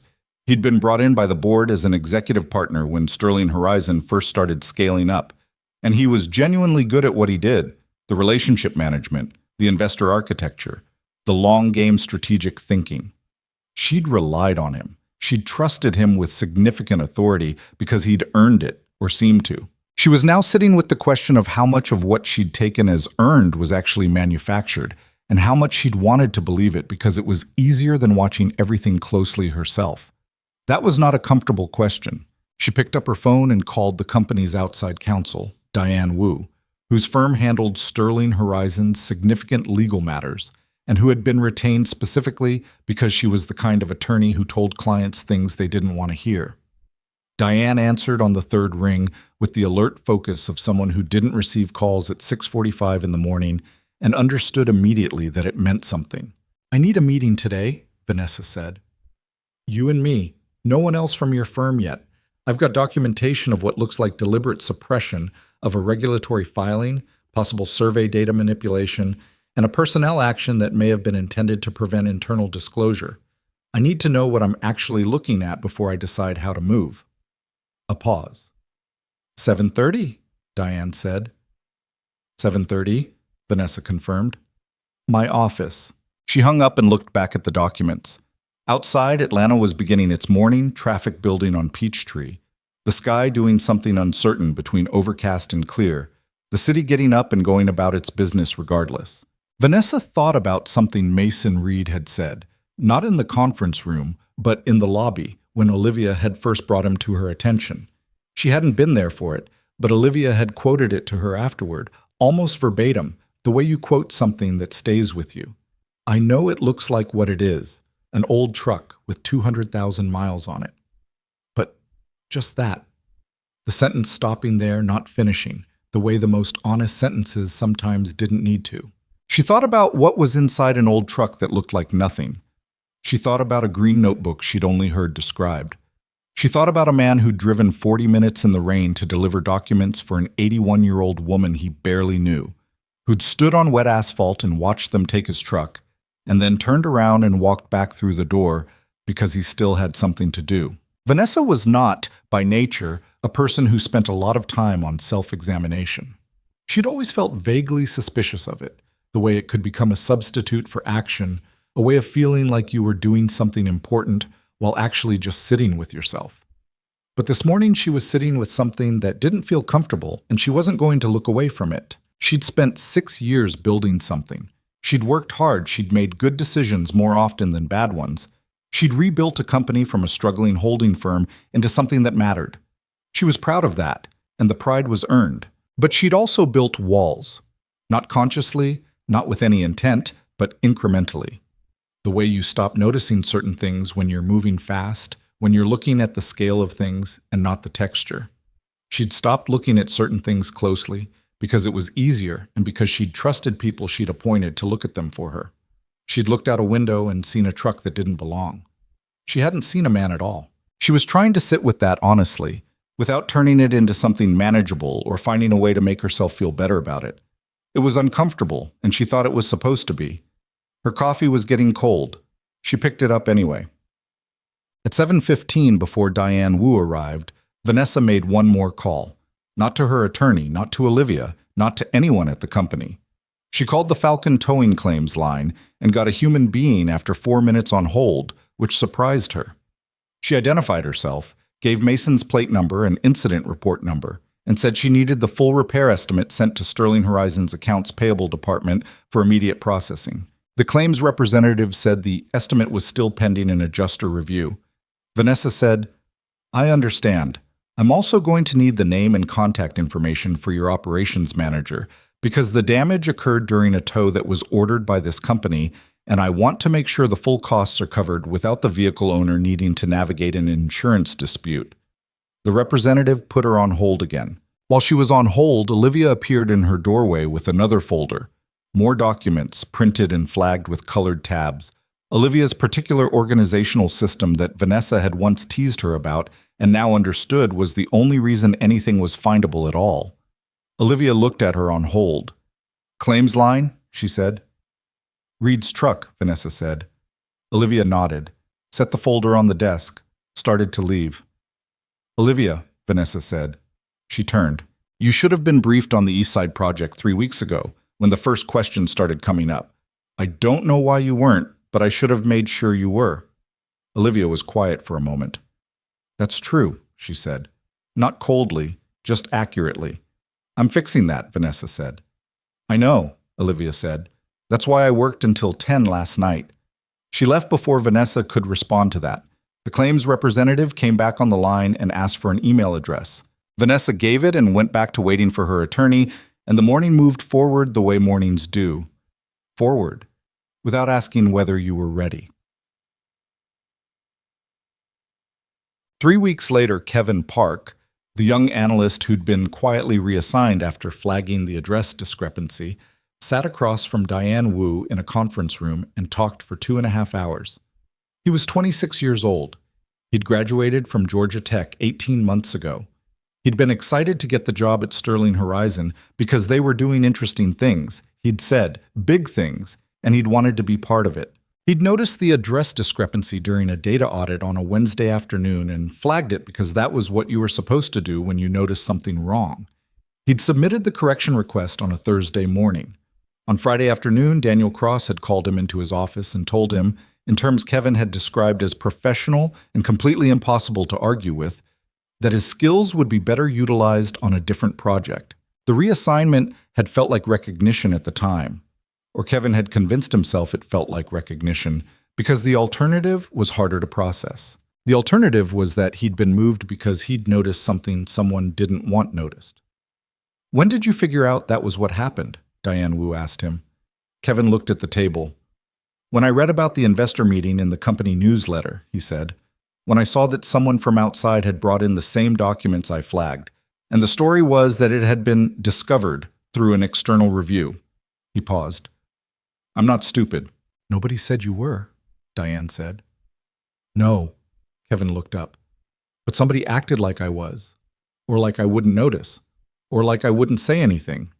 He paused again. "That's almost worse." Diane looked at him steadily. "Will you put this in writing?" Kevin was quiet for 3 seconds. "Yeah," he said. "I will." Mason didn't know about Kevin Park. He didn't know about Diane Wu's investigation, or the depositions, or the series of uncomfortable conversations happening in offices above his pay grade and outside his field of vision. He knew what Olivia had told him. Briefly, in a phone call 2 weeks after the meeting, which was that things were being handled and that the East Side project had been formally paused pending a full compliance review, and that the demolition notices on Donnelly Avenue had been rescinded. That was enough. He was in the shop most evenings that month, working on the truck. The frame alignment had been the worst of it. That took 3 days of careful work with equipment that argued with him, and 2 consultations with his friend Marcus, who knew bodywork the way Mason knew engines, and was honest about where the damage ended and where the structural integrity began. The panel work was more straightforward. The headlight housing he ordered from a parts supplier in Birmingham who specialized in older Chevy models and shipped within 48 hours. Noah helped most weekends. He was not a natural mechanic. He lacked the patience for the slow, incremental nature of the work. The way progress was measured in millimeters and hours, and frequently wasn't visible from day to day. But he showed up, and he handed Mason tools when asked, and occasionally he lay on a creeper under the truck and shone a flashlight where Mason pointed without complaining too much. One Saturday afternoon, about 2 weeks in, Noah asked from under the truck, "Dad, why are we fixing this one instead of getting a new one?" Mason was working on the panel seam, fitting it back to a tolerances he wasn't entirely satisfied with yet. "Because this one's ours," he said, "but the new one would be better." "Better how?" Noah was quiet for a second, thinking about it with the seriousness he brought to actual questions. Like, nicer, newer, better gas mileage, probably. Probably, yeah. "So why not?" "Because this one was here," Mason said. He paused, finding the words. "This truck was in the hospital parking lot the morning you were born. Your mom drove it home with you in the back seat, which she was terrified about, by the way. You've taken about 40 naps in the back seat of this truck. We drove it to the coast the summer before she got sick." He stopped. "A new truck doesn't have any of that." A long pause from under the truck. "Oh," Noah said. "Then can I see the notebook sometime?" Mason's hand stilled on the panel seam. He'd shown Noah the notebook once, 2 years ago, briefly. He'd been worried it was too soon, too much, but Noah had held it very carefully and looked at the pages with a quiet focus that had surprised him. Not reading all of it, just looking at the handwriting, the way you look at something you want to remember the shape of. "Yeah," Mason said. "We can look at it together sometime." "Okay," Noah said, and went back to shining the flashlight. The shop was warm and smelled like metal and oil and the space heater Marcus had lent them. And outside it was dark by 5 o'clock now, the Georgia October doing its slow lean toward November. And Mason worked on the truck until his hands ached and then kept going a little longer because some things were worth the extra time. The board meeting was scheduled for a Thursday. Vanessa had been dreading it in the specific way she dreaded things she couldn't avoid. Not with panic, but with a low, persistent awareness, like a stone in a shoe you keep forgetting about until you take a step. She'd requested the special session herself, which was either the right move or the professional equivalent of building your own gallows, and she hadn't entirely decided which. Sterling Horizon's board had 7 members. 3 of them had been her father's appointments, carried over when she took the helm. 2 she'd brought in herself during the company's expansion years. 1 was an independent director the investors had insisted on during a 2021 refinancing, a retired federal judge named Harold Kessler who asked questions the way surgeons made incisions, precise, unhurried, and always slightly deeper than you expected. The 7th was a woman named Margaret Chu, who had been on the board so long that she'd become a kind of institutional memory, the person in the room who remembered every previous crisis and who could tell you with unsettling accuracy which ones had been survived and how. Vanessa arrived 10 minutes early, which was her habit, and found Margaret already there. Margaret was 71, small, and wore her silver hair cut short with the practicality of someone who'd decided decades ago that she had better things to think about. She was standing at the window with a cup of tea, looking out at the city with the unhurried patience of someone who understood that cities, like companies, were always in the process of becoming something else. "Margaret," Vanessa said. "You look tired," Margaret said without turning around. "I've been told that a lot lately." "It means people are paying attention." Margaret turned from the window. She looked at Vanessa with the evaluating directness that had initially unnerved Vanessa when she first took over and now felt like one of the most reliable things in her professional life. "How bad is it? The real number, not the version from the briefing document." Vanessa considered how to answer that. "The project can be saved," she said. "The compliance issues are fixable. The Callaway Group hasn't pulled out. What's bad is that it happened at all. And that it happened because I gave Daniel Cross too much unsupervised authority over a project I should have been closer to." "That's a clean answer," Margaret said. "Is it the honest one?" Vanessa looked at her. "What's the less clean version?" "The less clean version," Margaret said, "is that you built a management structure that functioned well when everyone in it was acting in good faith, and you didn't build adequate safeguards for the possibility that someone wasn't. That's not a character flaw. It's a structural one. But you need to name it correctly if you're going to fix it correctly." Vanessa absorbed this for a moment. "You've given that speech before," she said. "I've given a version of it to every CEO I've worked with," Margaret said, setting her tea down. "The good ones listen."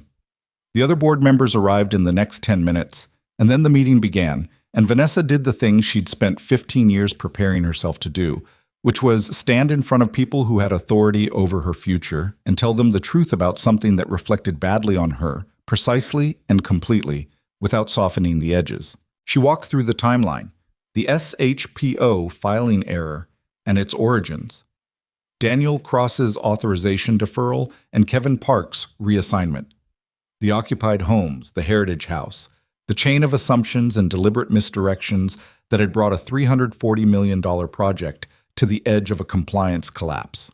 She presented Diane Wu's preliminary findings. She presented the remediation plan that she and Olivia had spent 3 12-hour days constructing, a full independent audit of the East Side Corridor surveys, direct outreach to every affected resident, a new SHPO filing that was already in process, a restructured oversight framework for all active projects. She also told them about Mason Reed. Not in great detail. The board didn't need a narrative, they needed facts. But she told them the relevant facts clearly. That a private citizen with no legal standing and no financial stake had driven 40 minutes in a rainstorm to deliver documentation that could have prevented a regulatory and reputational catastrophe, and that her first response had been to have his truck towed because it didn't look right in her parking lot. Harold Kessler, who had been quiet through most of the presentation, said at that point, "Did you tell him that?" "Yes," Vanessa said.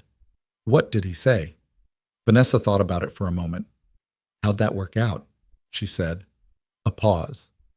Margaret made a sound that was not quite a laugh. Kessler looked at his notes, and then looked back up at Vanessa with an expression that had shifted slightly. Not warmly, not harshly, just with something that might have been a fractional upward revision of something. "What's your recommendation on Cross?" he asked. "Termination for cause, pending completion of the external review," Vanessa said. "And we cooperate fully with any regulatory inquiry. I'm not interested in managing this. I want it dealt with." "That will be expensive," said one of the original board members, a man named Philip Garrett, who had been her father's closest friend on the board, and who was not a bad person but who had a reflex, when problems arose, toward containment rather than resolution. "If we cooperate with a regulatory inquiry, we're inviting scrutiny that could—" "Philip," Vanessa said, not unkindly, "there are 11 families on Donnelly Avenue who had demolition notices on their doors. One of them is 81 years old and has been running a one-woman records campaign for 6 weeks because nobody at this company took her calls seriously. If we try to manage that instead of fix it, the story we end up in is a lot worse than the story we're in now." Philip was quiet. "I agree with the recommendation," Margaret said. Kessler looked around the table. "All in favor of proceeding with the remediation plan as presented?" 6 hands. Philip's went up last after a pause, but it went up. The vote was not the hard part. The hard part, which Vanessa hadn't fully anticipated because she'd been too focused on the board meeting, was what happened in the 2 weeks after it. Daniel Cross had retained an attorney within 24 hours of being placed on administrative leave. His attorney sent a letter to Sterling Horizon's general counsel asserting that the termination was retaliatory, that Daniel had acted within the scope of his authority in deferring the correction request, and that any characterization of his actions as deliberate misconduct was both legally unsupported and defamatory. The letter was 14 pages and very well written, and Diane Wu read it twice and then called Vanessa and said, "He's going to fight this." "I expected that," Vanessa said. "It's going to be expensive and unpleasant and slow," Diane said. "I know. And there's a real chance," Diane said carefully, "that some of what he did is in a gray area legally. The deferral was his call to make, arguably.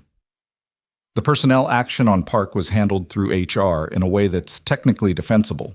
The question of whether he knew the demolition schedule was proceeding without legal clearance, that's going to come down to email records, and he's got good enough counsel that the email records are going to be contested." "What are you telling me?" Vanessa asked. "I'm telling you the honest version," Diane said, "which is that doing the right thing in this situation is going to require you to spend significant money, take significant legal risk, and accept that you might not get a clean resolution. He may not get fired for cause. He may get a settlement. He may get to write his own exit narrative." Vanessa sat with that for a moment. "Do it anyway," she said. "Vanessa, he moved a 26-year-old analyst off a project and revoked his file access because the kid noticed something wrong and did his job," she said. "Kevin Park spent 3 weeks wondering if he'd made a mistake by flagging a data discrepancy. 3 weeks of thinking maybe he'd misread the situation. Maybe he'd been too aggressive. Maybe there was a good reason he'd been moved. That's not a gray area to me." Diane was quiet for a moment. "Okay," she said. "Then we proceed." The East Side Corridor project didn't die. That was, Vanessa thought, both a relief and a kind of ongoing test. Because the temptation, when you were trying to demonstrate that a project had changed, was to change everything visible and leave the underlying structure alone. New framing, same foundation. She'd seen companies do it. She'd seen it work in the short term. She was trying very hard not to do that. The revised project design took 11 weeks. She brought in an urban planning consultant named Renata Garcia, who had a reputation for being difficult to work with, and who justified it within the first meeting by pointing out, with a specificity that was almost audible, everything that was wrong with the original neighborhood integration model. Vanessa liked her immediately. Renata's approach was simpler than the original plan and more expensive in its implementation, and significantly better in every way that actually mattered. Instead of displacing the current residents and replacing the neighborhood with new construction, the revised design built around the existing community, preserving the housing stock that was still viable, investing in rehabilitation rather than demolition, centering the heritage house as the anchor of the development rather than an obstacle to it. The commercial development moved to the underused industrial blocks at the northern end of the corridor. The community spaces expanded, The investors required an additional 60 days to review the revised plan. Calloway called Vanessa directly after his team had gone through it and said, "This is a better project." He didn't apologize for the delay or acknowledge what had happened in October in any explicit way. He just said it was a better project and confirmed that his group was in. Simmons and Park followed within a week. The project that ultimately broke ground in the spring was not the $340 million plan that had almost gone catastrophically wrong. It was a $290 million plan that would take longer, cost more per unit to execute, and probably generate less short-term return. It was also something that Vanessa, looking at the revised plans, felt she could actually be proud of. Not the abstracted pride of a successful financial instrument, but something more specific. The kind of pride that comes from looking at a thing and knowing it was made carefully. She wasn't sure she'd felt that before. Not like this. What she didn't tell the board, what she hadn't told Diane Wu or Olivia or anyone, was that she'd driven past Donnelly Avenue on a Saturday afternoon in November, by herself, with no appointment and no plan. She'd parked on the street, in an old Camry she kept for non-work driving, which felt relevant somehow, though she couldn't have said exactly why, and walked the block. It was a real neighborhood. She'd known that, intellectually, from the documents and the survey data and the resident records Olivia had compiled. But knowing something from a document and walking through it were different experiences, and she was standing in the middle of the second experience, realizing how long she'd been living exclusively in the first one. There was a man raking leaves in his front yard who looked up when she passed and said, "Good morning." 2 kids on bikes. A woman sitting on a porch step with a mug who watched her with mild curiosity. A block that had been standing since the 1950s, that had weathered the full history of the city, that had nearly been on the wrong end of a bulldozer because someone in her company had decided the data said it was empty. She stood in front of the Heritage House. It was a 2-story brick building set back from the street, with wide front steps and a hand-painted sign in the window that said East Side Heritage House, community events this week, and listed 3 things in marker below it. The brickwork was old, the kind that had settled into itself over 60 years and developed the slight irregularities that newer construction never had. The front door was propped open with a cinder block. She could hear voices inside. She almost went in. She stood on the sidewalk and almost went in, and then didn't, because she wasn't ready to have a conversation she hadn't earned yet. Because walking in and introducing herself as the CEO of the company that had nearly demolished the place seemed like the kind of thing you needed to work up to. She walked back to the car. She sat there for a minute. Then she took out her phone and called Olivia. "I need you to set up a resident meeting," she said. "Formal, not corporate. Community space, not our office. I want to meet the people on Donnelly Avenue, and I want it to be their territory, not mine." Olivia was quiet for a second. "When are you thinking?" "As soon as they're willing," Vanessa said. "I'm not setting the timeline." "Okay," Olivia said. "I'll reach out to Eleanor Marsh first." "Good," Vanessa said. And then before she hung up, "Olivia, what I said in the board meeting about the management structure, that applies to you too.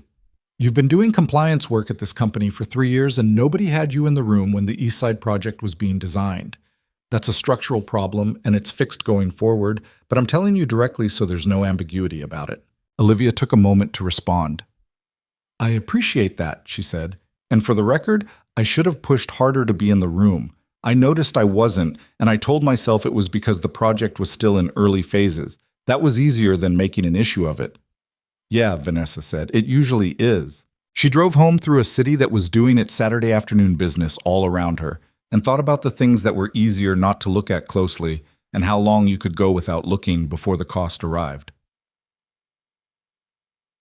The resident meeting happened on a Tuesday evening in the first week of December, in the main hall of the Heritage House. Eleanor Marsh had organized it with the quiet efficiency of someone who had been organizing things in that neighborhood for 50 years and didn't need to be told how. There were folding chairs set up in rows, a table with coffee and something Eleanor had baked that turned out to be a pound cake, and about 30 people in attendance, residents from Donnelly Avenue and the surrounding blocks, a few of whom Vanessa recognized from the survey files and most of whom she didn't. Vanessa came alone. She'd offered to bring Olivia and Renata Garcia, and Olivia had advised against it. "This isn't a presentation," Olivia had said. Go alone and listen more than you talk. She'd taken the advice.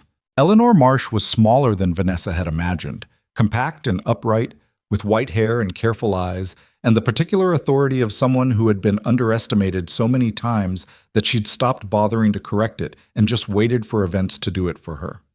She met Vanessa at the door with a handshake that was firm, without performing firmness. "You came," Eleanor said. "You invited me," Vanessa said. "I invited you," Eleanor agreed, "which means something different than you inviting yourself. Come in." The meeting was not comfortable. Vanessa hadn't expected it to be, and had told herself she wasn't going to try to make it comfortable, which was different from actually doing that in a room full of people who had legitimate grievances and were looking at her with an understandable mix of skepticism and residual anger. A man named Thomas Reeves, who was in his 50s and had lived in his house on Donnelly for 22 years, told her directly that he'd had a demolition notice on his door for 2 weeks before anyone from Sterling Horizon had acknowledged the error. He'd spent those 2 weeks making calls that went unanswered and filing complaints with the city planning office that had been routed to the wrong department. He told his daughter, who was in college in Savannah, that he might have to move. She'd offered to come home. He told her not to because he was a man who didn't want his daughter interrupting her education because someone else had made a mess. "And then it got fixed," he said, "and now you're here. And I want to know what you're going to tell me to make sure this doesn't happen again." Vanessa didn't have a clean answer. She told him what she had, which was the audit, the revised oversight structure, the direct channels to the compliance office that any affected resident could now use. She told him it wasn't enough on its own, that audits and structures were only as good as the people running them, and that the honest answer to his question was that she couldn't guarantee something like this never happened again. Nobody could guarantee that, but that she was trying to build something different than what had been there before. Thomas Reeves looked at her for a long moment. "That's a fair answer," he said. Not warmly, just accurately.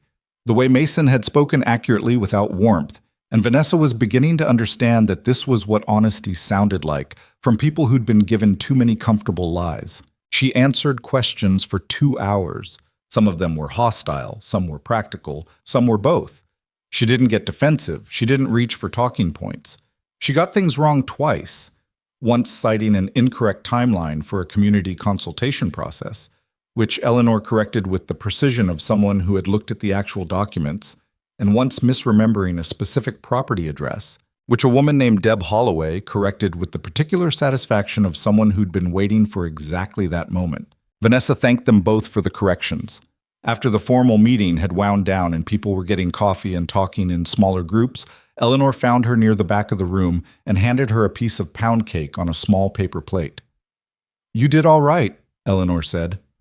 "I got 2 things wrong," Vanessa said. "Yes," Eleanor said. "And you said thank you instead of sorry, which is the correct response." She paused. "You know what Mason said to me when he called after your meeting? He said he thought you were someone who could learn from this. I told him that was a generous read. He said he didn't think generosity had much to do with it." Vanessa looked at her. "What does that mean?" "I think it means he wasn't being generous," Eleanor said. "He was just watching closely." She ate a piece of her own pound cake. "He watches people closely. It's a good quality. Underrated." "He does," Vanessa agreed. She thought about the conference room, the way he'd noticed Daniel Cross's hand move on the table, the way he'd answered Vanessa's apology without accepting or rejecting it, just noting the reality of it and moving on. The economy of the way he communicated, the sense that every word had been considered before it appeared. "How well do you know him?" Vanessa asked. "Well enough," Eleanor said. "He came over on a Saturday and sat at my kitchen table for 3 hours, going through 50 years of paper I'd been keeping because I didn't know what else to do with it. He could have just looked at the important parts and left. He didn't. He read all of it." She paused. "You learn things about a person from what they read carefully." Vanessa thought about that. She thought about it on the drive home. She called Mason a week after the resident meeting. She'd been trying to figure out whether to call for longer than that. There were practical reasons to call, the truck repair costs, the details that needed to be finalized, and she'd been using the practical reasons as cover for the fact that she wasn't sure how to have the conversation she actually wanted to have. She was not, by nature, good at conversations without clear objectives. She'd built her professional life on knowing what she wanted from every exchange before she walked into it, and she couldn't entirely figure out what she wanted from this one. In the end, she called because not calling was starting to feel like another thing she was choosing not to look at closely. He answered on the third ring, with background noise she identified after a moment as the shop. The particular ambient sound of a working garage, metal and air tools, and something running in the background. "Mr. Reed," she said, "this is Vanessa Sterling. I hope I'm not interrupting." "You're not," he said. "Give me 1 second." The background noise faded slightly. He'd moved somewhere quieter. "What can I do for you?" She'd prepared a practical opening. The repair costs, the settlement from Falcon Towing, the Sterling Horizon additional contribution. She had the numbers. She went through them. Mason was quiet through most of it. "That's more than the damage was worth," he said when she'd finished. "We're also covering the full restoration," she said. "Whatever it costs to get the truck back to original condition, parts, labor. Olivia found a specialist in vintage Chevy restoration in Marietta if you want a referral, but if you'd rather do it yourself, that's... The number holds either way." A longer pause. "You don't owe me a restoration," Mason said. "I know that," Vanessa said. Another pause. "But you're offering it anyway." "Yeah," she said. She waited. She'd learned in the last 2 months to sit in silences instead of filling them. It was harder than it sounded. "Why?" he asked. And it wasn't a challenge. It was the same quality of question he asked everything, direct and genuinely interested in the answer. Vanessa thought about it honestly. "Because I made a decision about you before I knew anything about you," she said. "And that decision cost you something you can't replace. The money covers the damage, but it doesn't cover that. I don't know what does, but..." She stopped and started again. "There's a notebook in that glove compartment. I've never seen it. I don't know what's in it, but I know it's there, and I know why it's there, and I know that if it had been lost because of an order I gave, I would have had to live with that." Silence. "It wasn't lost," Mason said quietly. "No," she said. "It wasn't." Another pause. "The restoration money," he said. "I want to do the work myself. I'll take the parts cost." "That's fine." "And..." He stopped. She waited. "There's a community center on Donnelly Avenue, the Heritage House. Eleanor told me they've been trying to get the heating system replaced for 2 years. The old furnace is..." "I know about the furnace," Vanessa said. "It's already in the revised project budget. Full HVAC system, new installation scheduled for February." A beat. "Okay," Mason said. And there was something in the way he said it, just that one word, that was not gratitude exactly, but was adjacent to it. Like relief. Like the specific relief of something being taken care of that you'd been worried about, for someone you cared about, by someone who didn't have to. "Thank you," he said, "for that." "Don't thank me," she said. "It should have been in the original design." He didn't argue with her on that. She drove to his shop on a Friday afternoon in the 3rd week of December.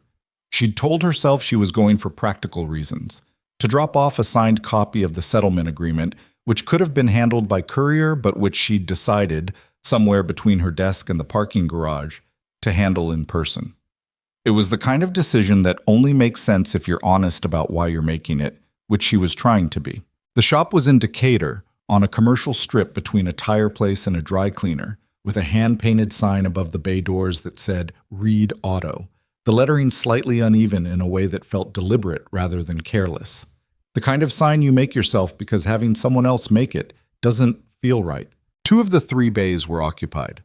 A Honda Civic on a lift, a newer F-150 with its hood up. The 3rd bay was where the old Silverado was. She could see it from the entrance, the front end partially disassembled, the damaged panel removed and leaning against the wall. Mason was under the F-150. He rolled out on a creeper when she pulled in, looked at her car for a moment and then at her. She was wearing jeans and a winter coat, not a blazer, which she'd also told herself was a practical decision, and which was also something else. "I brought the settlement paperwork," she said, and held up the folder. He stood, wiped his hands on a rag, and took the folder. He looked through it briefly. Not just the signature page, actually reading it, the way he read everything, and then looked up. "You added a right of appeal clause," he said, "if I'm not satisfied with the final restoration quality." "Olivia added it," Vanessa said. "I just signed off." "Tell her thank you." "Tell her yourself," Vanessa said. "She's the one who actually caught it." He almost smiled at that. Not quite, but almost. She looked past him at the Silverado. "How's it going?" Mason turned and looked at it with her, the same way you look at a problem you're in the middle of. Not finished, not stuck, just mid-process. "Frames aligned. Panel work is harder than I thought because the original bodywork had some old repairs I didn't know about, so I'm working around previous damage while fixing the new damage, which," he paused, "is usually how it goes." "Usually how what goes?" He looked at her. "Repair work," he said. "You think you're fixing one thing, and you find out there was something underneath it that needed fixing too." He looked back at the truck. "That's not a bad thing necessarily. Just means the job takes longer." She looked at the truck for a moment. "I went to Donnelly Avenue," she said. "Before the resident meeting, by myself. I just walked through." He didn't say anything. "It's a real neighborhood," she said, and then felt slightly stupid saying it out loud because it was obvious. "Yeah," he said. "I think I'd stopped thinking of it that way," she said. "When it was a line on a project map, it becomes abstract. And I let it stay abstract because it was easier to think about the project at scale than to think about the specific." She paused. "That's not a new realization. People have been saying that about development projects for as long as there have been development projects. But knowing the critique and actually feeling it are different." Mason looked at her. "Eleanor told me you read all her documents," Vanessa said. "Not just the relevant ones. All of them." "She kept good records," Mason said simply. "She did," Vanessa said. "She kept 50 years of good records because she believed they'd matter eventually, and she didn't know who else was going to keep them." She paused. "That seems like a lot of faith in something that wasn't guaranteed to work out." "It worked out," Mason said, "because you drove the documents downtown in a rainstorm, because she kept them for 50 years. He picked up the rag again, turned it in his hands. "I just drove. That's not the hard part." She thought about what Eleanor had said. He didn't just look at the important parts. He read all of it. And what that meant about a person, that he read the whole thing, the careful 50-year record of a neighborhood kept by a woman who couldn't have known in 1971 or 1982 or 1995, whether any of it would ever matter. He'd read it because she'd kept it, and both of those things were the same kind of thing, really. The same refusal to decide in advance what deserved attention. Vanessa looked at the truck. "Can I ask you something?" she said. "Sure." "The truck. The restoration." She paused, finding the words. "You said the new one couldn't replace it. But the restoration, when it's done, it's still not going to be exactly what it was. You're building around old repairs. Some of what was there is gone." "Yeah," he said. "So what are you restoring exactly?" He was quiet for a moment, turning the rag in his hands. "The parts that are worth keeping," he said, "and making it solid enough to carry them." She stood with that for a moment. Behind them, in the far bay, something clanged. A dropped tool, probably. And then she heard a voice. "Sorry, that was me." Young, male, slightly mortified. Mason looked over his shoulder. "You okay, Noah?" "I'm fine, I just dropped the—" A pause. "The thing." "The ratchet," Mason said. "Yeah, that." Mason looked back at Vanessa with the expression of a parent who has made peace with the word that is a universal noun in the hands of a 10-year-old. "My son," he said. "I figured," she said. She stayed for another 20 minutes. They talked about the Heritage House HVAC timeline, and about the revised project schedule, and about a drainage issue on the northern blocks of the corridor that Renata Garcia had flagged, and that Mason, who had apparently been following the public planning documents because of course he had questions about. They stood in the bay door in the cold December air and talked about it in the straightforward way of two people who were discussing something they both cared about. And it was strange and not strange, and at some point Vanessa realized they'd stopped talking about anything with a practical resolution and were just talking. When she finally left, walking back to her car through the cold, she heard Noah's voice from inside the shop. Was that the lady from the building? And Mason's voice. Yeah. Is she nice? A pause. She's learning, Mason said. She sat in her car for a moment in the cold and looked at the shop through the windshield. The lights in the bay were on, warm against the gray afternoon, and she could see the shapes of the two of them moving in there. Mason back under something, Noah handing him a tool, the ordinary domestic machinery of a man and his kid doing something together on a Friday afternoon. She drove away into the December city, which was doing its end-of-year business all around her, lit up and moving fast, full of things that would not pause to be examined and things that deserved to be. She thought about the parts worth keeping. She thought about making things solid enough to carry them. She drove. January came in cold and gray and stayed that way. Mason had a theory about January. Not a philosophy, just an observation he'd made over enough years that it felt reliable, which was that the month had a particular quality of honesty to it. December was all noise and motion, the city dressed up and performing its best version of itself. Then January arrived and stripped all that away and left you with whatever was actually there. Some years that was fine, some years it wasn't, but it was always true, which he respected. The shop was busy in January. It always was. People had neglected things in December, put off the slow oil leak, the grinding brake, the heater that worked intermittently and that you'd decided to live with until after the holidays. They came in the first 2 weeks of the new year with the accumulated deferred maintenance of the previous 2 months, and Mason and his one employee, a 30-year-old named Darius who had been with him for 3 years and had the rare quality of being both fast and careful, worked through the backlog steadily. The Silverado was in the third bay. It was there every day when Mason came in and every evening when he left, and in the odd hours between jobs. The 20 minutes while a diagnostic ran, the half hour at the end of a day when the shop had gone quiet. He worked on it. The front end was almost complete. The panel work had taken longer than he'd estimated, not because it was beyond his skill, but because he was being more careful than strictly necessary, working at a pace that had less to do with efficiency and more to do with intention. He was not rushing it. He was not going to rush it. Darius had noticed. "You're spending more time on that truck than anything that's come through here in 2 years," Darius said one Wednesday afternoon, looking up from the Civic he was finishing up. "Yeah," Mason said. "Is that a financial decision?" "No." Darius looked at the Silverado, then back at Mason. He was a man who knew when to ask follow-up questions and when to leave something alone. He looked back at the Civic. "Looks good," he said, meaning the Silverado. "Getting there," Mason said. Vanessa came back to the shop on a Thursday in the second week of January. She told herself the first visit had been practical. This one, she didn't bother telling herself anything. She just came, in the same old Camry and jeans and a coat, at 4 in the afternoon on a day when she'd had 3 meetings cancel in sequence and found herself with 2 hours that belonged, unusually, to her. She'd thought about calling first.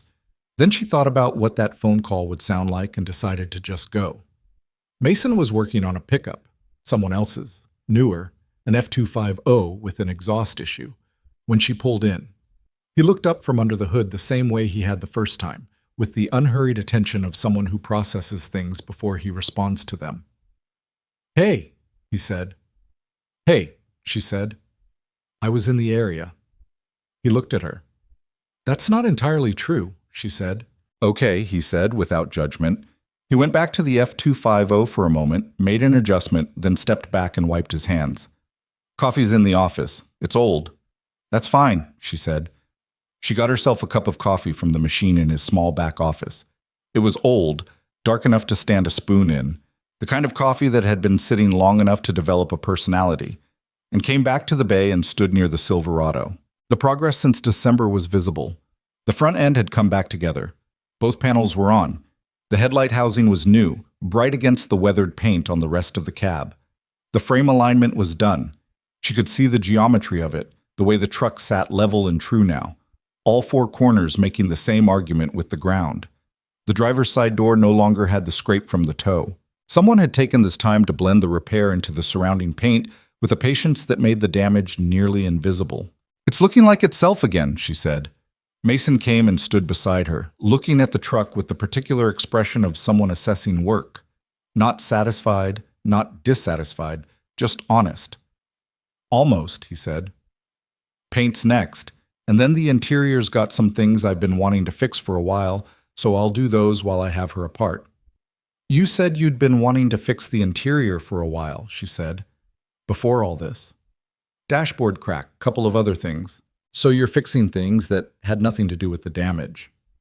If I'm restoring it, he said.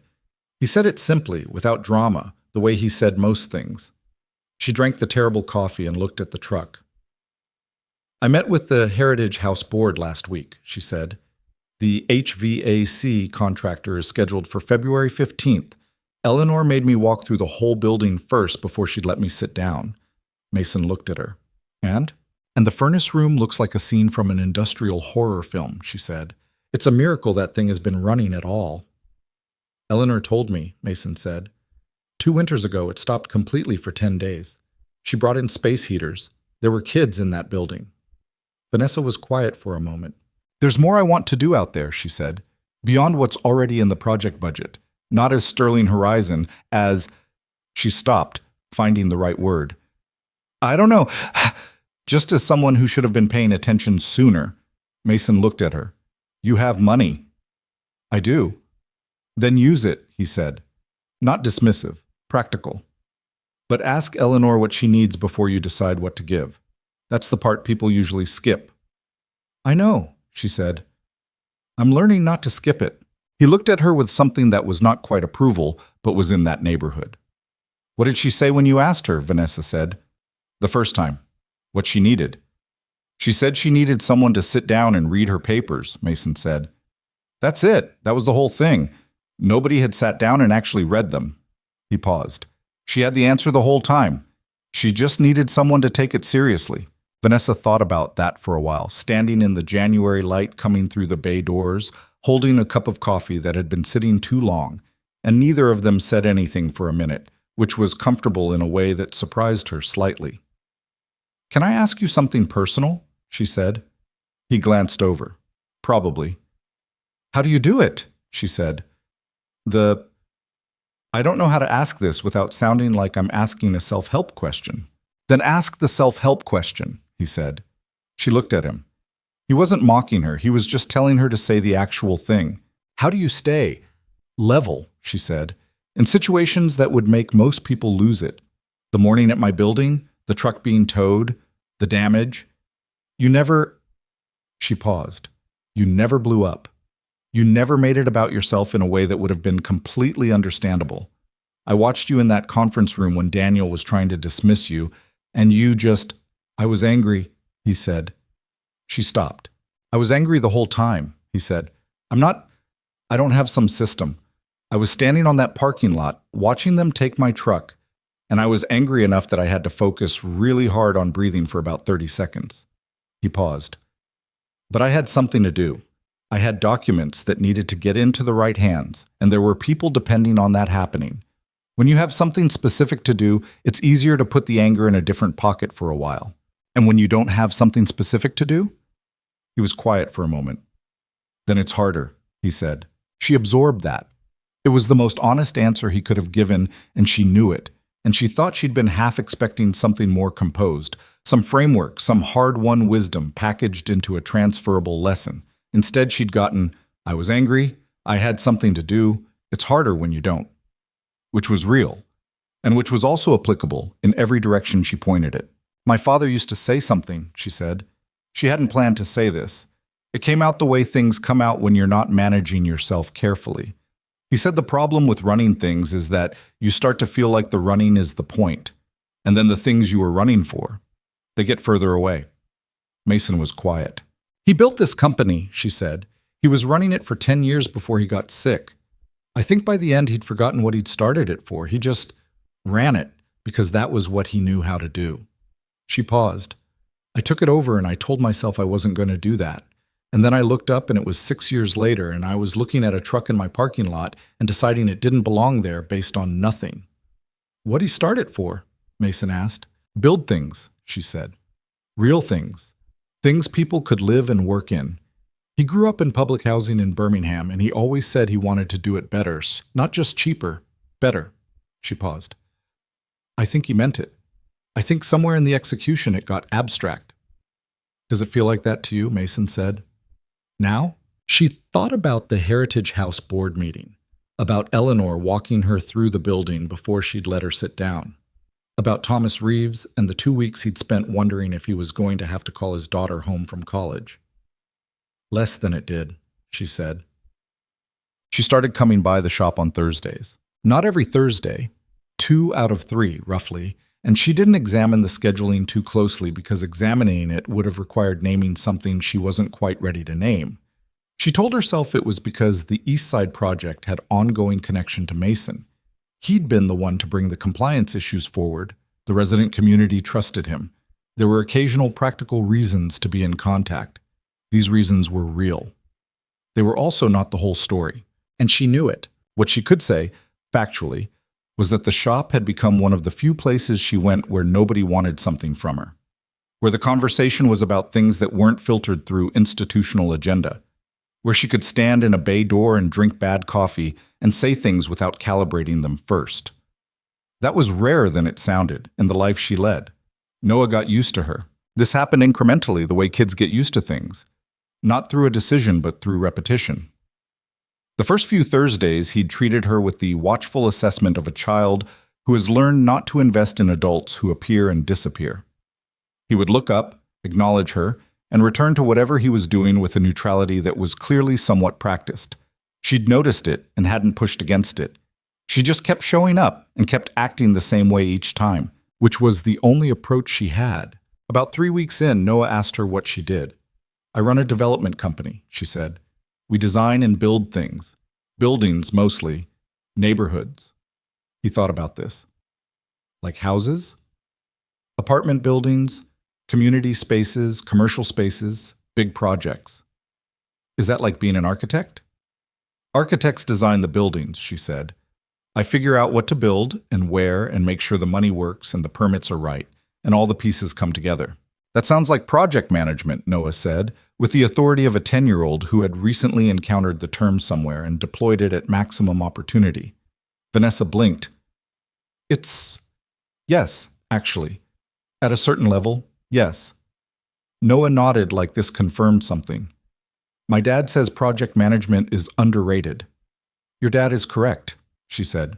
Noah seemed to accept this as sufficient common ground and went back to whatever he was doing, which appeared to be attempting to sort a collection of mismatched bolts by size in a way that was more organized than Mason's actual system. Mason, from under a car, said, "Noah, those are sorted already." "They're sorted wrong," Noah said, with the supreme confidence of a child who has decided to improve something that wasn't broken. Mason did not respond to this. Vanessa looked at the ceiling for a moment to contain her expression. The Daniel Cross situation resolved, finally, in February. It resolved badly, which Diane Wu had warned her it might, and which was still worse in practice than it had been in anticipation. Daniel's attorneys had been thorough. The email records were contested. The argument that the deferral of Kevin Park's correction request was a legitimate executive judgment call had proven, in the legal sense, difficult to decisively disprove, not because it was a good argument, but because intent was hard to establish, and Daniel's counsel was skilled at the distinction between something being wrong and something being provably wrong. What they'd arrived at, after 6 weeks of back and forth that Vanessa had found grinding in a way that even the board meeting hadn't been, was a settlement. Daniel left the company with a negotiated exit package that was smaller than what he'd have been entitled to under a standard separation, but larger than nothing, and a non-disparagement agreement that ran both ways, and a clean title, resigned by mutual agreement. He did not get fired for cause. The file said resigned. Vanessa had sat with the settlement document for a long time before signing it. She'd called Diane Wu and asked, one more time, whether they could push harder. Diane had told her the same thing she'd said from the beginning. They could push harder, and it would cost more, and the probability of achieving a materially better outcome was not high. And in the meantime, the ongoing legal dispute was consuming resources and attention that the company needed for the East Side remediation. "What about Kevin Park?" Vanessa had asked. "Kevin's situation is separate," Diane said, "and it's better. We've made him whole on back pay, and the reassignment is being classified as improper in the internal record. If he ever needs that documentation, it's there. Does he know that? He was told last week, Diane said. He said thank you. Vanessa had signed the settlement. She hadn't felt good about it. She'd felt like someone who'd done the available right thing instead of the ideal right thing, which was a category she was becoming more familiar with and was not finding comfortable. She told Mason about it on a Thursday, standing in the bay, the Silverado now fully painted and looking more like itself than it had in 15 years.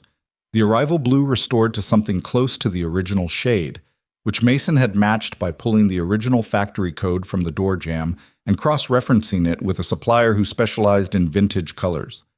He walked, she said. Technically, it says resigned. Mason was quiet. I know it's not... Does Kevin Park know what happened? Mason asked. Yes. The record is corrected, if he ever needs it. Mason nodded slowly. Does Eleanor know the outcome? He asked. She knows the project is going forward under the new design. She knows the Heritage House is protected and the HVAC is going in next week. Vanessa paused. She doesn't know the specifics of the Daniel Cross situation. Then tell her, Mason said. Not the legal details, just tell her what happened and what the outcome was. She's been watching this from the beginning. She deserves to know how it ended. Even if the ending isn't clean? He looked at her. Especially then, he said. She's 81. She's seen how things end. She'll handle it. Vanessa called Eleanor that evening. Eleanor was quiet for a moment after Vanessa had finished. So he leaves with money in his pocket, Eleanor said. Less than he'd have gotten otherwise, but yes. Another pause. Well, Eleanor said, that's how it usually goes. I'm sorry it couldn't be more. Don't apologize for things you can't control, Eleanor said. You did what you could do. The Heritage House is still standing. My neighbors still have their homes. That's not nothing. A pause. That's actually quite a lot. Yeah, Vanessa said. You come by sometime, Eleanor said. I'll make the pound cake again. I'd like that, Vanessa said. The HVAC installation at the Heritage House was completed on a Friday in the third week of February, 2 days ahead of schedule, which the contractor noted was somewhat unusual and Eleanor noted was completely expected. Vanessa was there when they tested the system. She stood in the main hall of the Heritage House with Eleanor and Thomas Reeves and a small group of people who had been using the building through 2 winters of a furnace that worked when it felt like it, and they listened to the new system come online, the sound of something working properly, which was quiet and unremarkable, and which was, in its quietness, kind of beautiful. Eleanor put her hand on the nearest vent and felt the warm air coming through. She didn't say anything. She just stood there with her hand on the vent, feeling it. Thomas Reeves looked at Vanessa from across the room and nodded once. Not warmly, not coldly. The way people acknowledge something that was owed and has been paid. Vanessa nodded back. That same Friday, Mason finished the interior work on the Silverado. He'd been putting it off, not consciously, but in the way you put off the last part of something important, wanting to get everything else right first, wanting to save the final piece for when you were ready for it. The interior had always been fine, functionally, the dashboard crack he'd been meaning to fix, the passenger seats fraying along the left edge, which he'd ignored for 2 years, a rattle in the center console that revealed, when he finally opened it, a dime lodged behind the mounting bracket, a detail Claire would have found hilarious, because she'd been the one who lost dimes constantly, finding them in pockets and cup holders and behind couch cushions. He'd held the dime for a moment and then put it back. Some things you left where they were.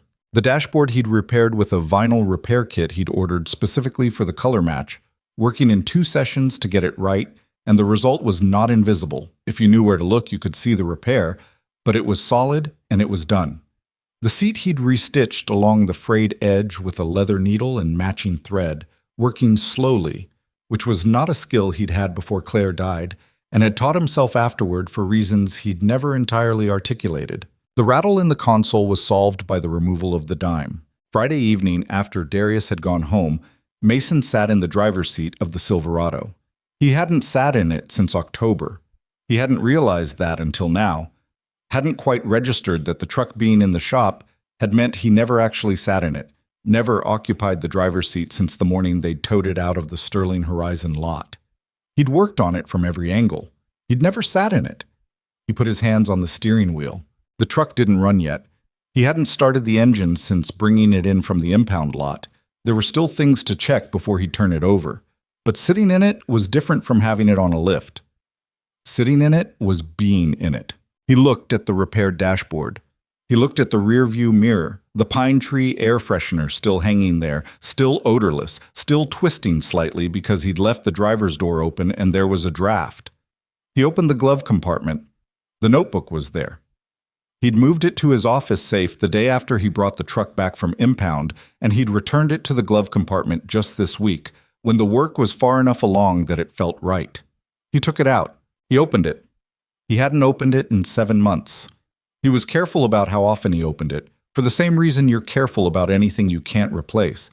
Not because you're afraid to use it, but because you want to use it right, at the right time, for the right reasons. Claire's handwriting, small and slightly sideways, the way it always was.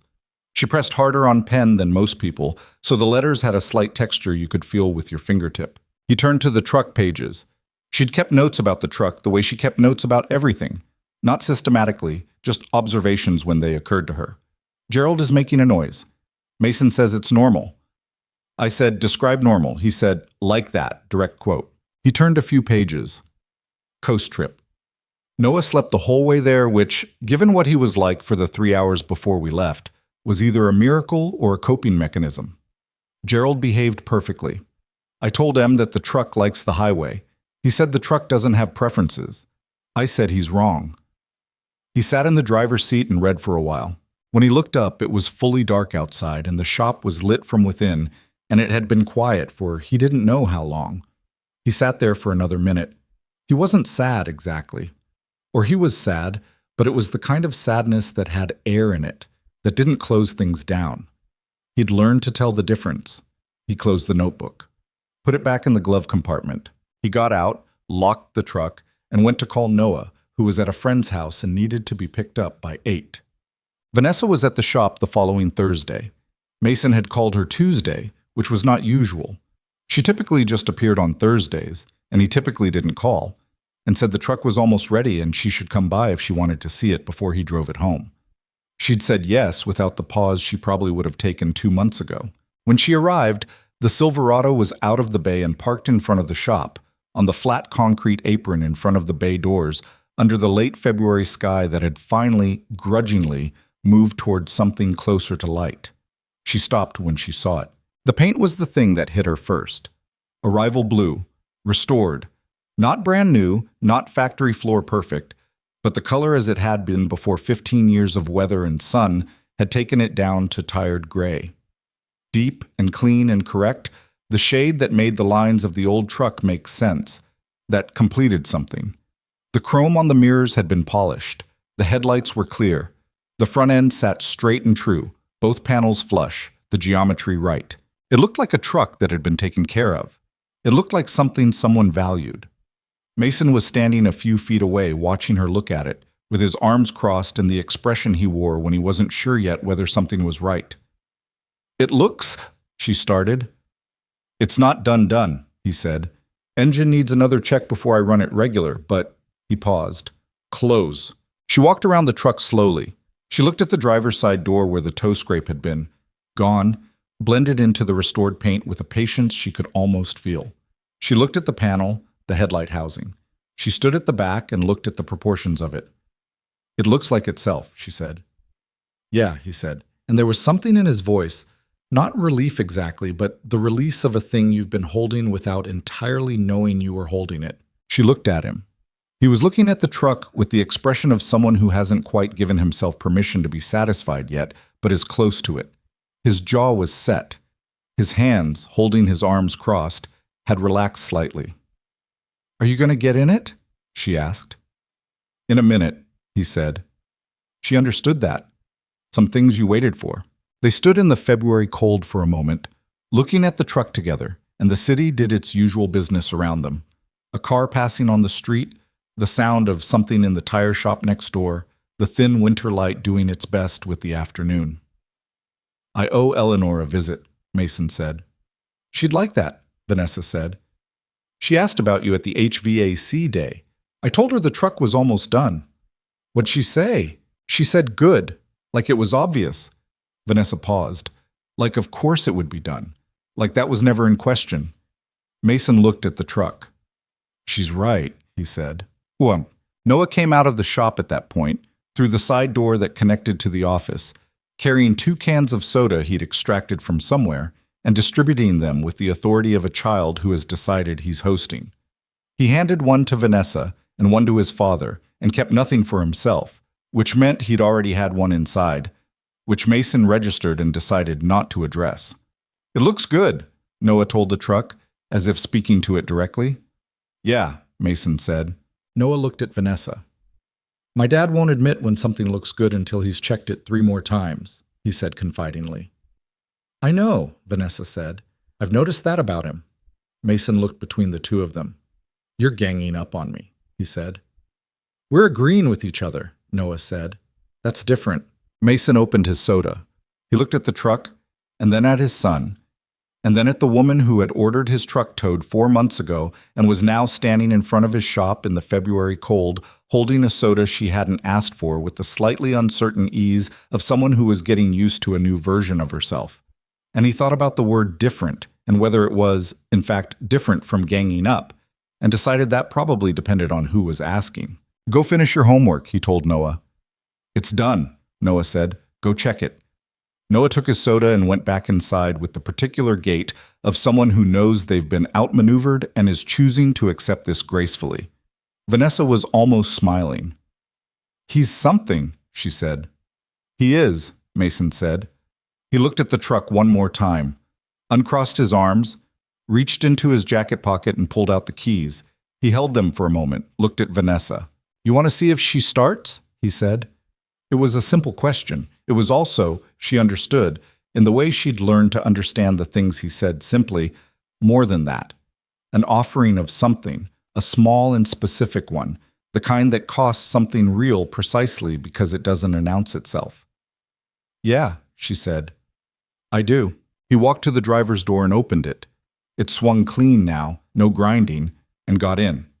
He put the key in the ignition and sat for a moment with his hand on it, not turning it yet.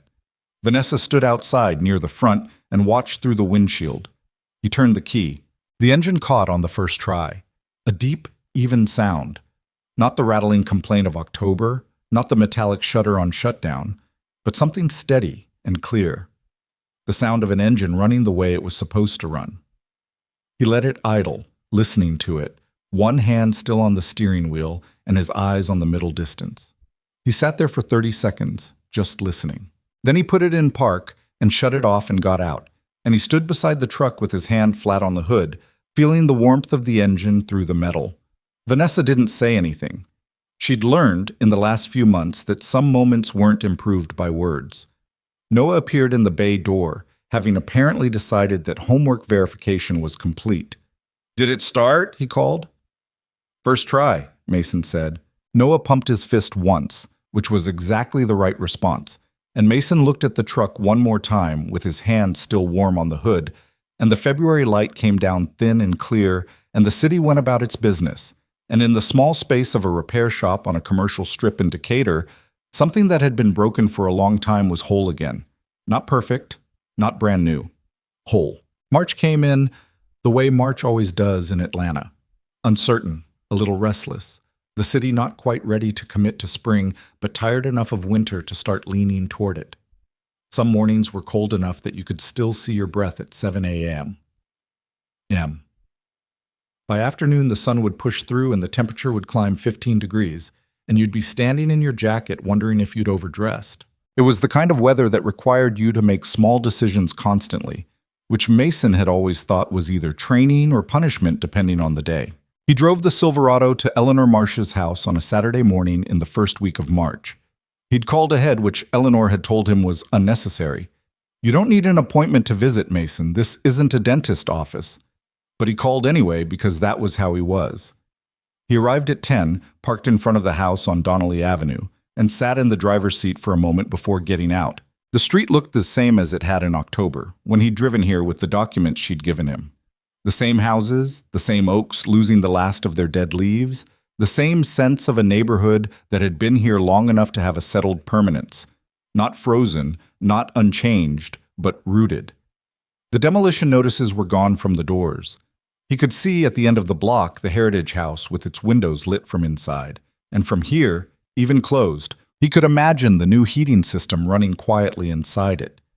The idea of that gave him a satisfaction that was out of proportion to his actual involvement in the HVAC installation. But he didn't examine that too closely. Eleanor met him at the door before he'd reached the porch steps. She looked at the truck first. She stood on the top step with her arms folded across her chest against the March chill, and she looked at the Silverado the way you look at something you've been told about but needed to see to believe. She looked at it for a long moment. The paint, the front end, the whole shape of it sitting straight and true in the morning light. "Well," she said. "Yeah," Mason said. "That's something," she said. "It is." She looked at him. "You did that yourself?" "Most of it. Marcus did the bodywork consultation. The paint was me." Eleanor shook her head slightly, not in disbelief, but in the specific way of someone confirming a thing they already knew. "Come in," she said. "Coffee's ready. I made the pound cake." The kitchen was the same as he remembered. Warm, slightly overfull. The radio on low, papers and folders stacked on one end of the table with the organized intentionality of a person who processed the world through documentation. Eleanor poured coffee and cut 2 slices of cake, and they sat across from each other the way they'd sat in October, and for a moment Mason felt the strange quality of a loop closing, of returning to a starting point with different weight. "How are you?" Eleanor asked. Not as a formality. "Good," he said. "Busy. The shop is doing well. He's good. He's decided he wants to learn how engines work, which is either going to be genuinely useful or a phase that costs me money and supplies." Eleanor smiled. "Probably both." "Probably both," he agreed. They drank coffee. Eleanor asked about the East Side project. Not the legal details, which didn't interest her, but the real details. Whether the residents had been directly contacted, whether the survey corrections had actually been made, whether someone had personally walked Donnelly Avenue with the revised plans and explained what was changing and what wasn't. Mason told her what he knew, which was what Olivia had told him, and what Vanessa had told him, and what he'd read in the public planning documents he still, quietly, followed. Yes to all of it. The direct outreach had happened. Renata Garcia's team had done door-to-door consultations in November and December. The revised plans were on file with the city and publicly available. Eleanor listened to all of this with the careful attention of someone who has learned to distinguish between what's been promised and what's been done. "The Sterling woman," Eleanor said. "Vanessa." "Yeah," Mason said. "She comes to your shop." It wasn't a question. Eleanor knew things through mechanisms Mason had never fully understood. The network of a woman who had lived in the same place for 53 years and paid attention the whole time. "She does," Mason said. Eleanor looked at him. "She's trying," he said. "I know she's trying," Eleanor said. "I've met her. I'm asking about you." Mason was quiet for a moment. "I don't know exactly what you're asking," he said. "I think you do," Eleanor said. He looked at his coffee.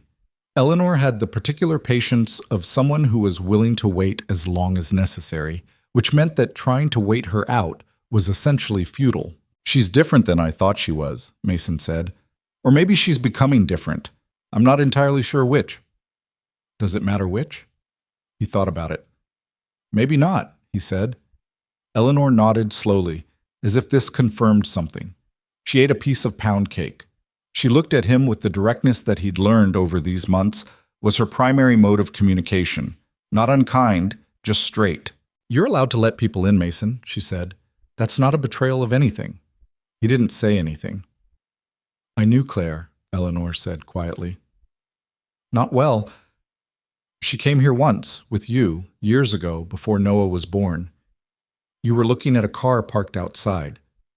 She came inside and we talked for an hour about nothing in particular." She paused. "She was good. I could tell that in an hour." Mason's jaw was slightly tight. "She'd want you to be less lonely," Eleanor said. "That's not a radical insight. That's just what people who love each other want." He looked at the table. "I'm not asking you to decide anything," Eleanor said. "I'm just saying, don't..."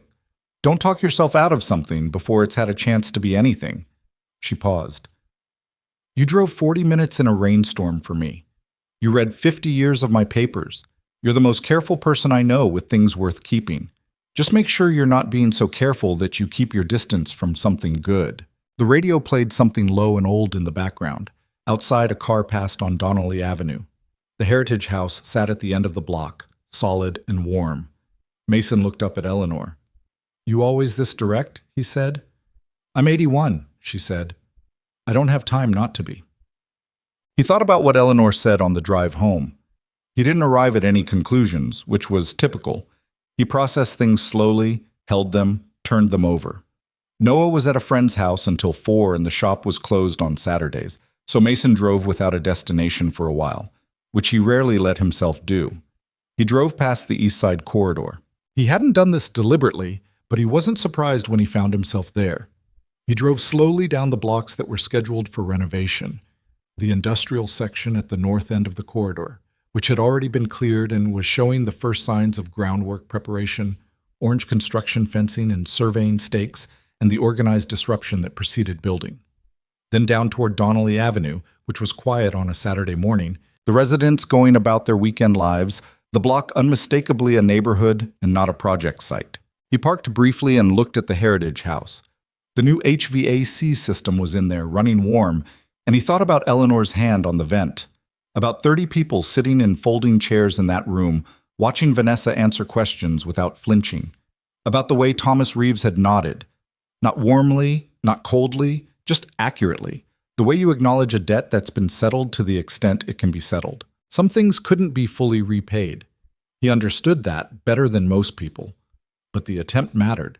The honest attempt, made without expectation of credit, made because it was owed, that mattered in ways that were harder to measure but more real. He drove home. But the following Thursday, Vanessa came by the shop later than usual, closer to 5 than 4, the light already going flat by the time she pulled in. Mason was finishing up a sedan that had been sitting in the bay since Tuesday, waiting on a part that had finally arrived that morning. She looked different. He noticed it immediately.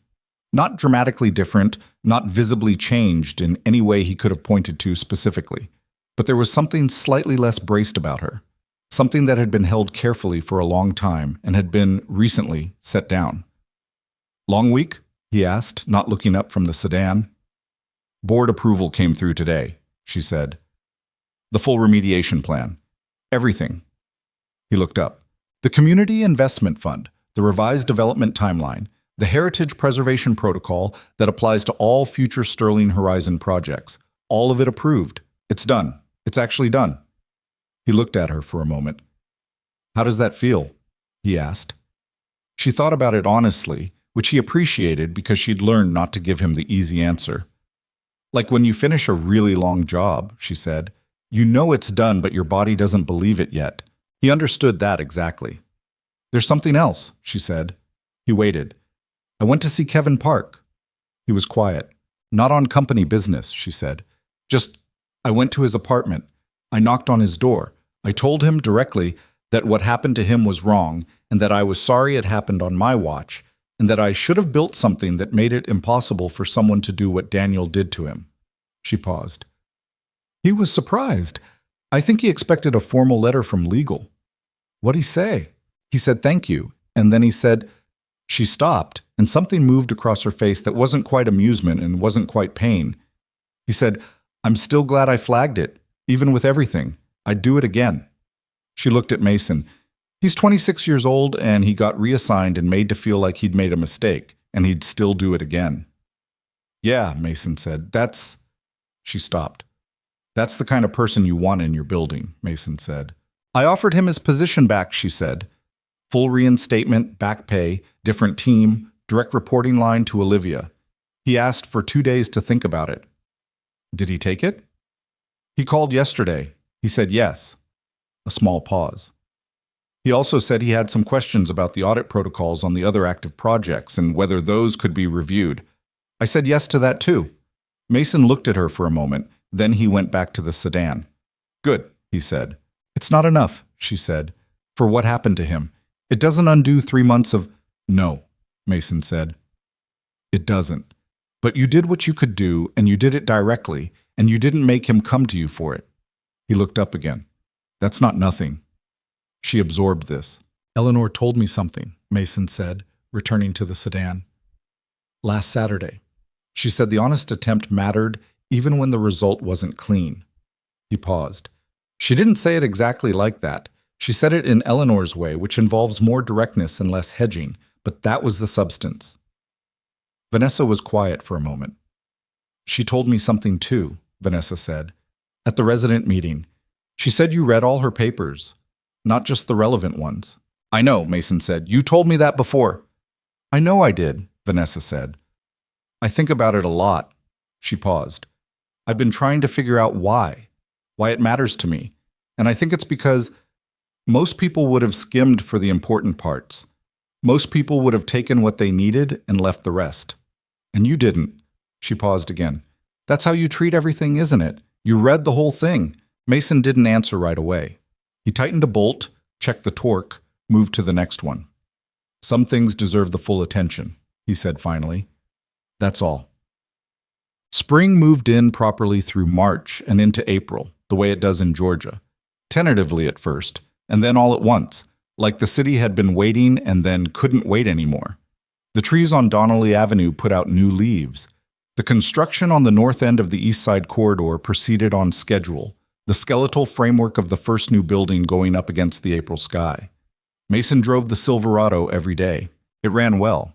It ran better than well, He'd addressed things during the restoration that had been slowly degrading for years, small inefficiencies and wear patterns that he'd accepted because the truck worked and there was always something more urgent.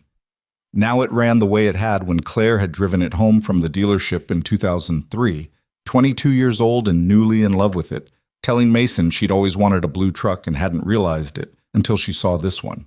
Noah had asked one morning in April when Mason was warming it up before school whether it felt different. Driving it, Noah said. Does it feel different now? Mason thought about it.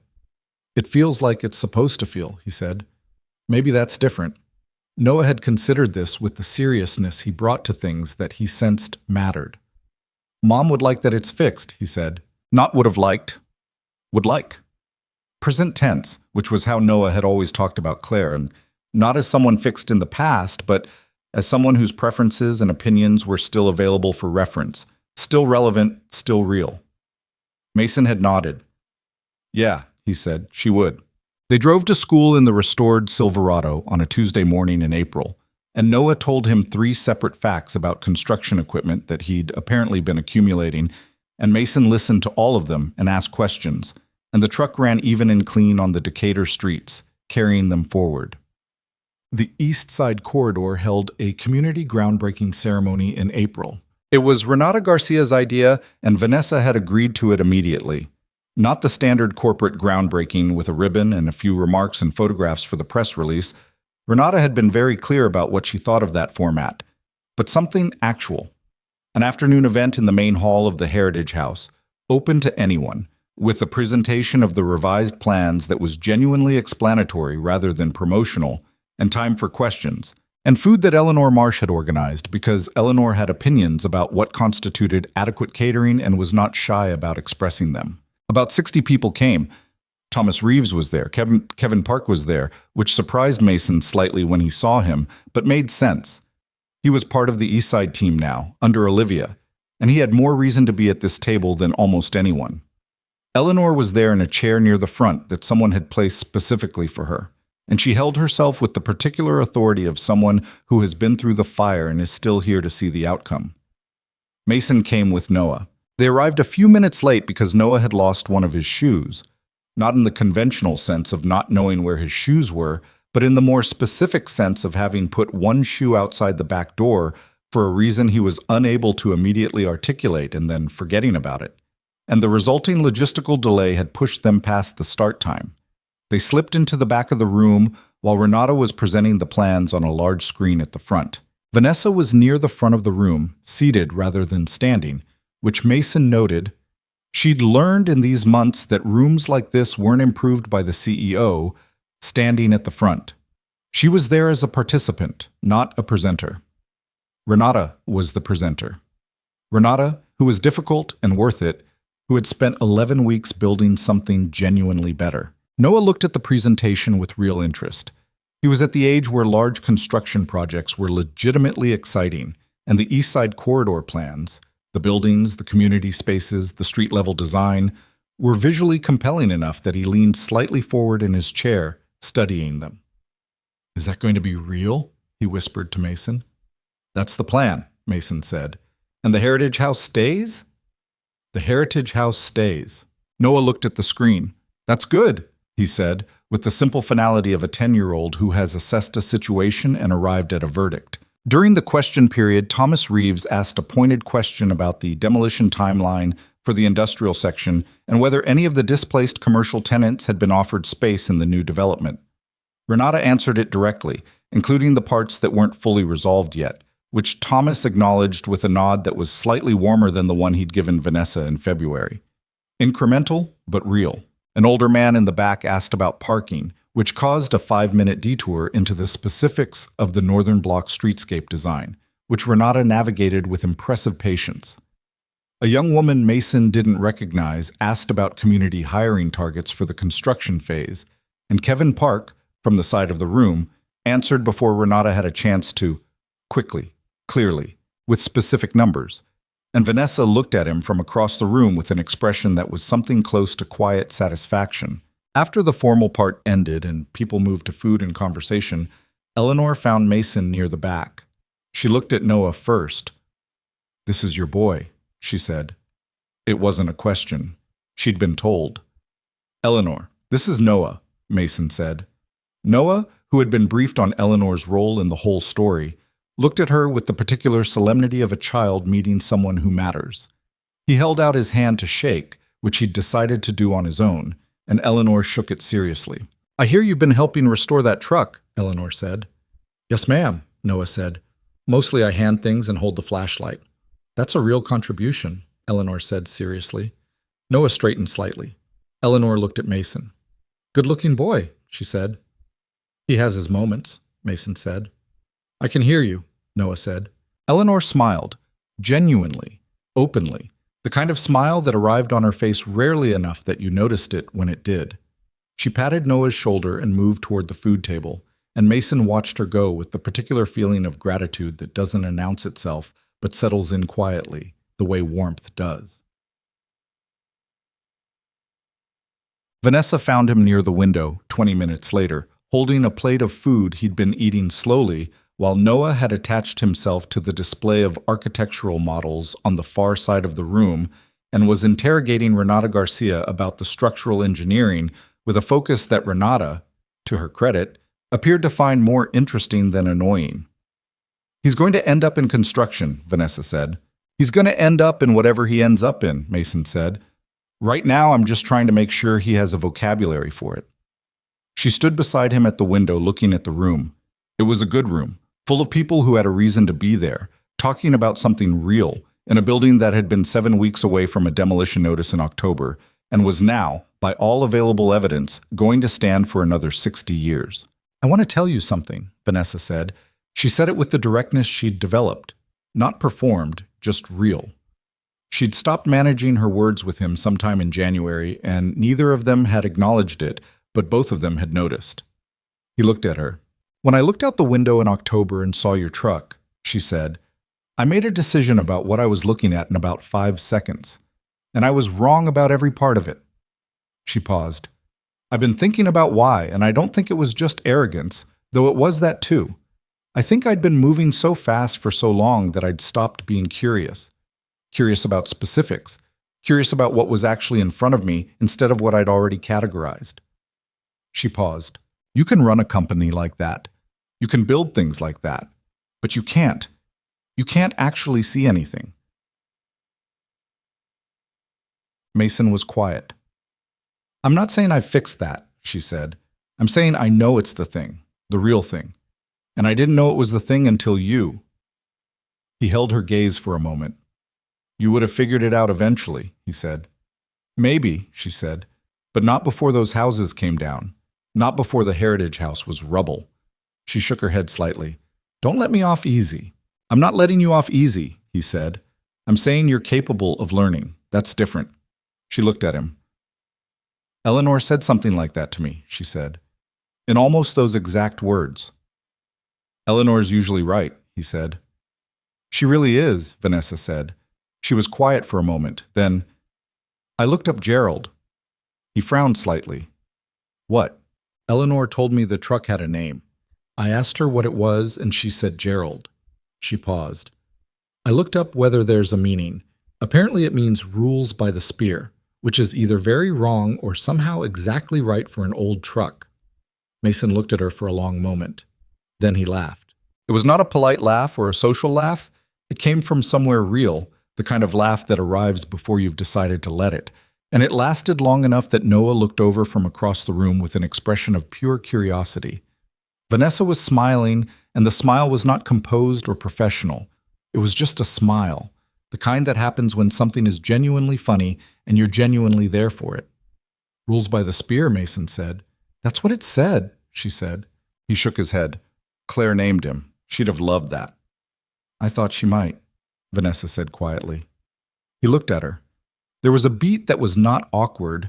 Something had shifted in the room, or in him, or in the space between them, something that Eleanor had anticipated and that Mason had been carefully not looking at for 2 months. He was looking at it now. I want to ask you something, he said. She waited. There's a place in Decatur, he said. It's not fancy. They have good coffee, and they do breakfast until 2 in the afternoon, and the parking is bad, but it's worth it. He paused. I was thinking about going Sunday, with Noah. Eleanor too, probably, if she wants to. He paused. I thought you might want to come. She held his gaze. It was not a declaration. It was not a romantic overture delivered with polish. It was an invitation to breakfast at a place with bad parking, from a man who had learned, through the hardest years of his life, to offer things plainly because plain was what he meant. She understood this. She'd learned to read him well enough to understand that this was the real thing being offered simply, which was always how he did it. Yeah, she said. I'd like that. They went on Sunday. The place was called Mornings, which was either a poetic name or a functional one, depending on how you looked at it, and it sat on a side street in Decatur with outdoor seating that was technically open but still cold enough in early April that they moved inside. The booths were vinyl and slightly cracked. The coffee was excellent.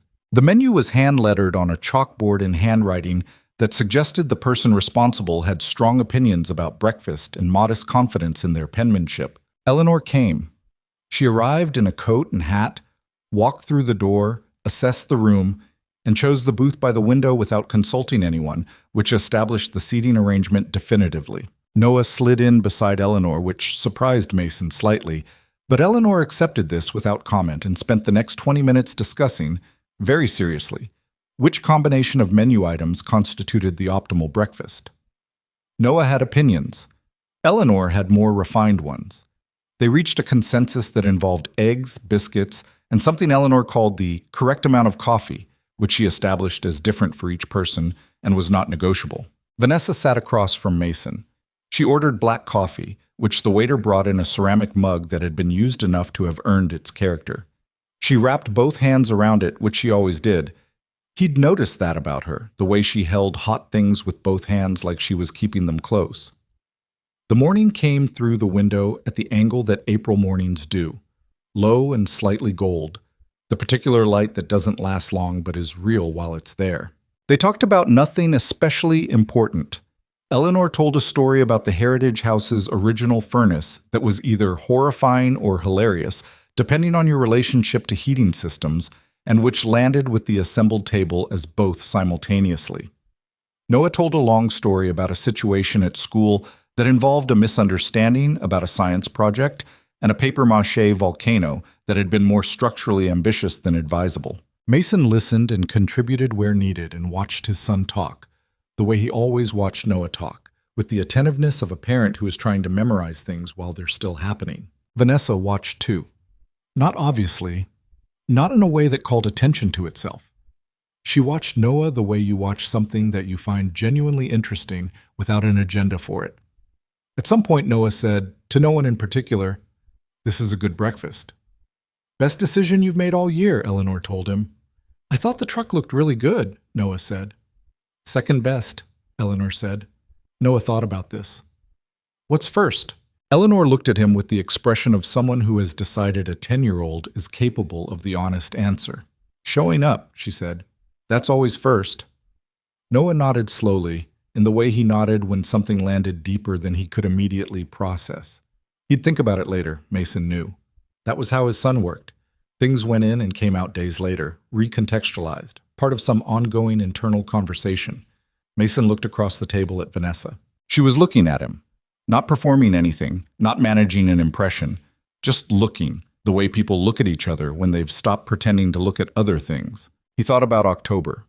The rain, the parking lot, the sound of his truck being loaded onto a tow bed while he stood on the asphalt with a folder full of documents and a bad feeling about how the morning was going.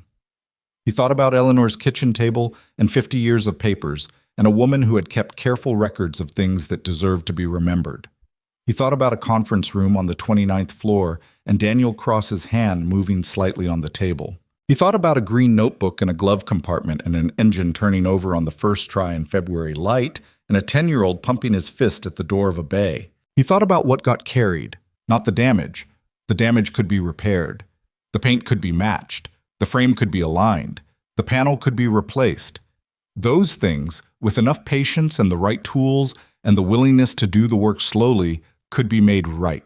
What got carried was the rest of it. The 53 years of Eleanor's careful record-keeping, Noah's present-tense relationship with a mother he'd had for 6 years and would carry in some form for the rest of his life. The green notebook full of handwriting that still had texture when you ran your finger over the letters.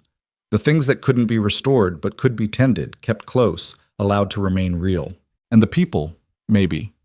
The unexpected ones who arrived in your life sideways, through circumstances you didn't choose, and turned out to contain more than you'd assumed on first look. He looked at Vanessa across a breakfast table in a small restaurant in Decatur with bad parking and excellent coffee, and he thought about how he'd seen her in that conference room for the first time.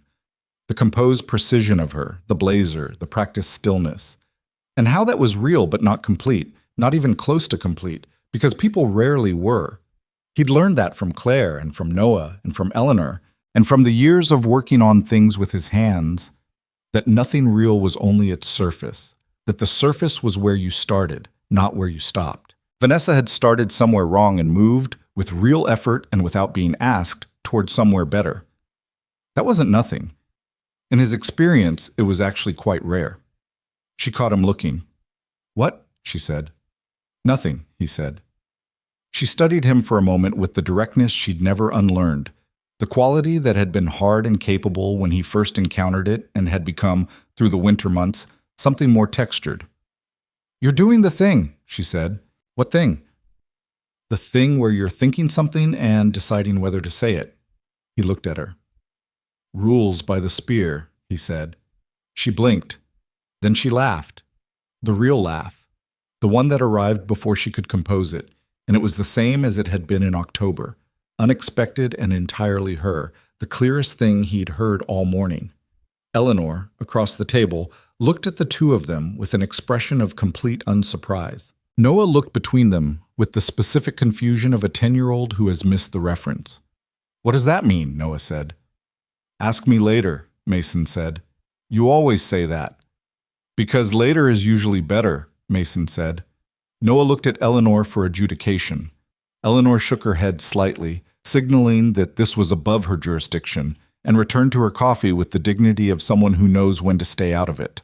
Outside on the side street in Decatur, the April morning was doing its best work. Warm enough to mean it now, the light clear and moving, the city going about its weekend in the ordinary way of a city that doesn't know it's the backdrop for anything in particular and doesn't need to. Inside, a small breakfast went on a little longer. Plates were refilled. Noah eventually got the story about Gerald's name and thought about it very seriously and declared it correct. Eleanor ordered a second coffee and did not consider this excessive. Vanessa asked Mason something about the new transmission job he'd been thinking through all week, and he explained it and she followed it with the focused attention she brought to everything now. And they talked through it in the ordinary way of two people who have learned that the other one's attention is worth having. The morning held. Some things didn't make the news. Some things didn't resolve in court or in board meetings or in the clean narratives that got written down somewhere. Some things resolved in a breakfast booth, in a restored truck running clean on Decatur streets, in the warm air of a community center that had survived the winter and would survive the next one too, in a 10-year-old's hand on a flashlight in a repair bay, in an old woman with 50 years of careful papers and the patience to wait for someone to read them, in what people chose to carry and how carefully and who they let walk alongside. Mason paid the check. Eleanor argued about this and lost, which he suspected she'd allowed. Vanessa left the tip, and when he noticed she'd left more than she needed to, she said very simply, "The coffee was worth it," and he couldn't disagree with that. They walked out into the April morning together, Mason and Noah and Eleanor and Vanessa, in a loose grouping that was not yet a shape with a name, but was, undeniably, something, and the street held them for a moment in the light, and then they moved through it, each in their own direction, and the morning went on. The Silverado was parked half a block up. Mason unlocked it as they reached it. He held the door for Eleanor, who accepted this without comment and settled in the passenger seat with the comfortable authority of someone who has been given the correct seat. Noah climbed in back. Mason went around to the driver's side. Vanessa stood at the curb. "Sunday," Mason said. Not a question. "Sunday," she said. And then, after a moment, "Same place?" "Same place," he said. She nodded once, the clean, direct way she acknowledged things, and walked to her car. He watched her go for a moment, then got in. He put the key in. Engine caught first try, the same as it had in February, the same as it would tomorrow and the day after that, running the way it was supposed to run, carrying what it was supposed to carry. "Dad," Noah said from the back seat. "Yeah." "Is she going to come to more breakfasts?" Mason looked at the rearview mirror. Noah was watching him with the careful attention of a child who already knows the answer and is checking whether his father is going to be honest about it. "Yeah," Mason said. "I think so." Noah considered this. "Good," he said. "She's funny when she laughs." Mason pulled out onto the street. The city moved around them in the April light, building and tearing down and building again, the permanent restless motion of a place that has never quite decided to stop becoming. The Heritage House was 3 blocks east, warm and solid. Donnelly Avenue was going about its Saturday. Eleanor was reading something she'd pulled from her purse already, glasses on, entirely self-sufficient. Noah was watching the city go by with the focused interest he brought to everything that moved, and the truck ran clean and even through it all, carrying them forward, the same way it had carried everything it had ever been given to carry. Not perfectly, not without wear, but faithfully. The way things do when they've been made right. When someone took the time.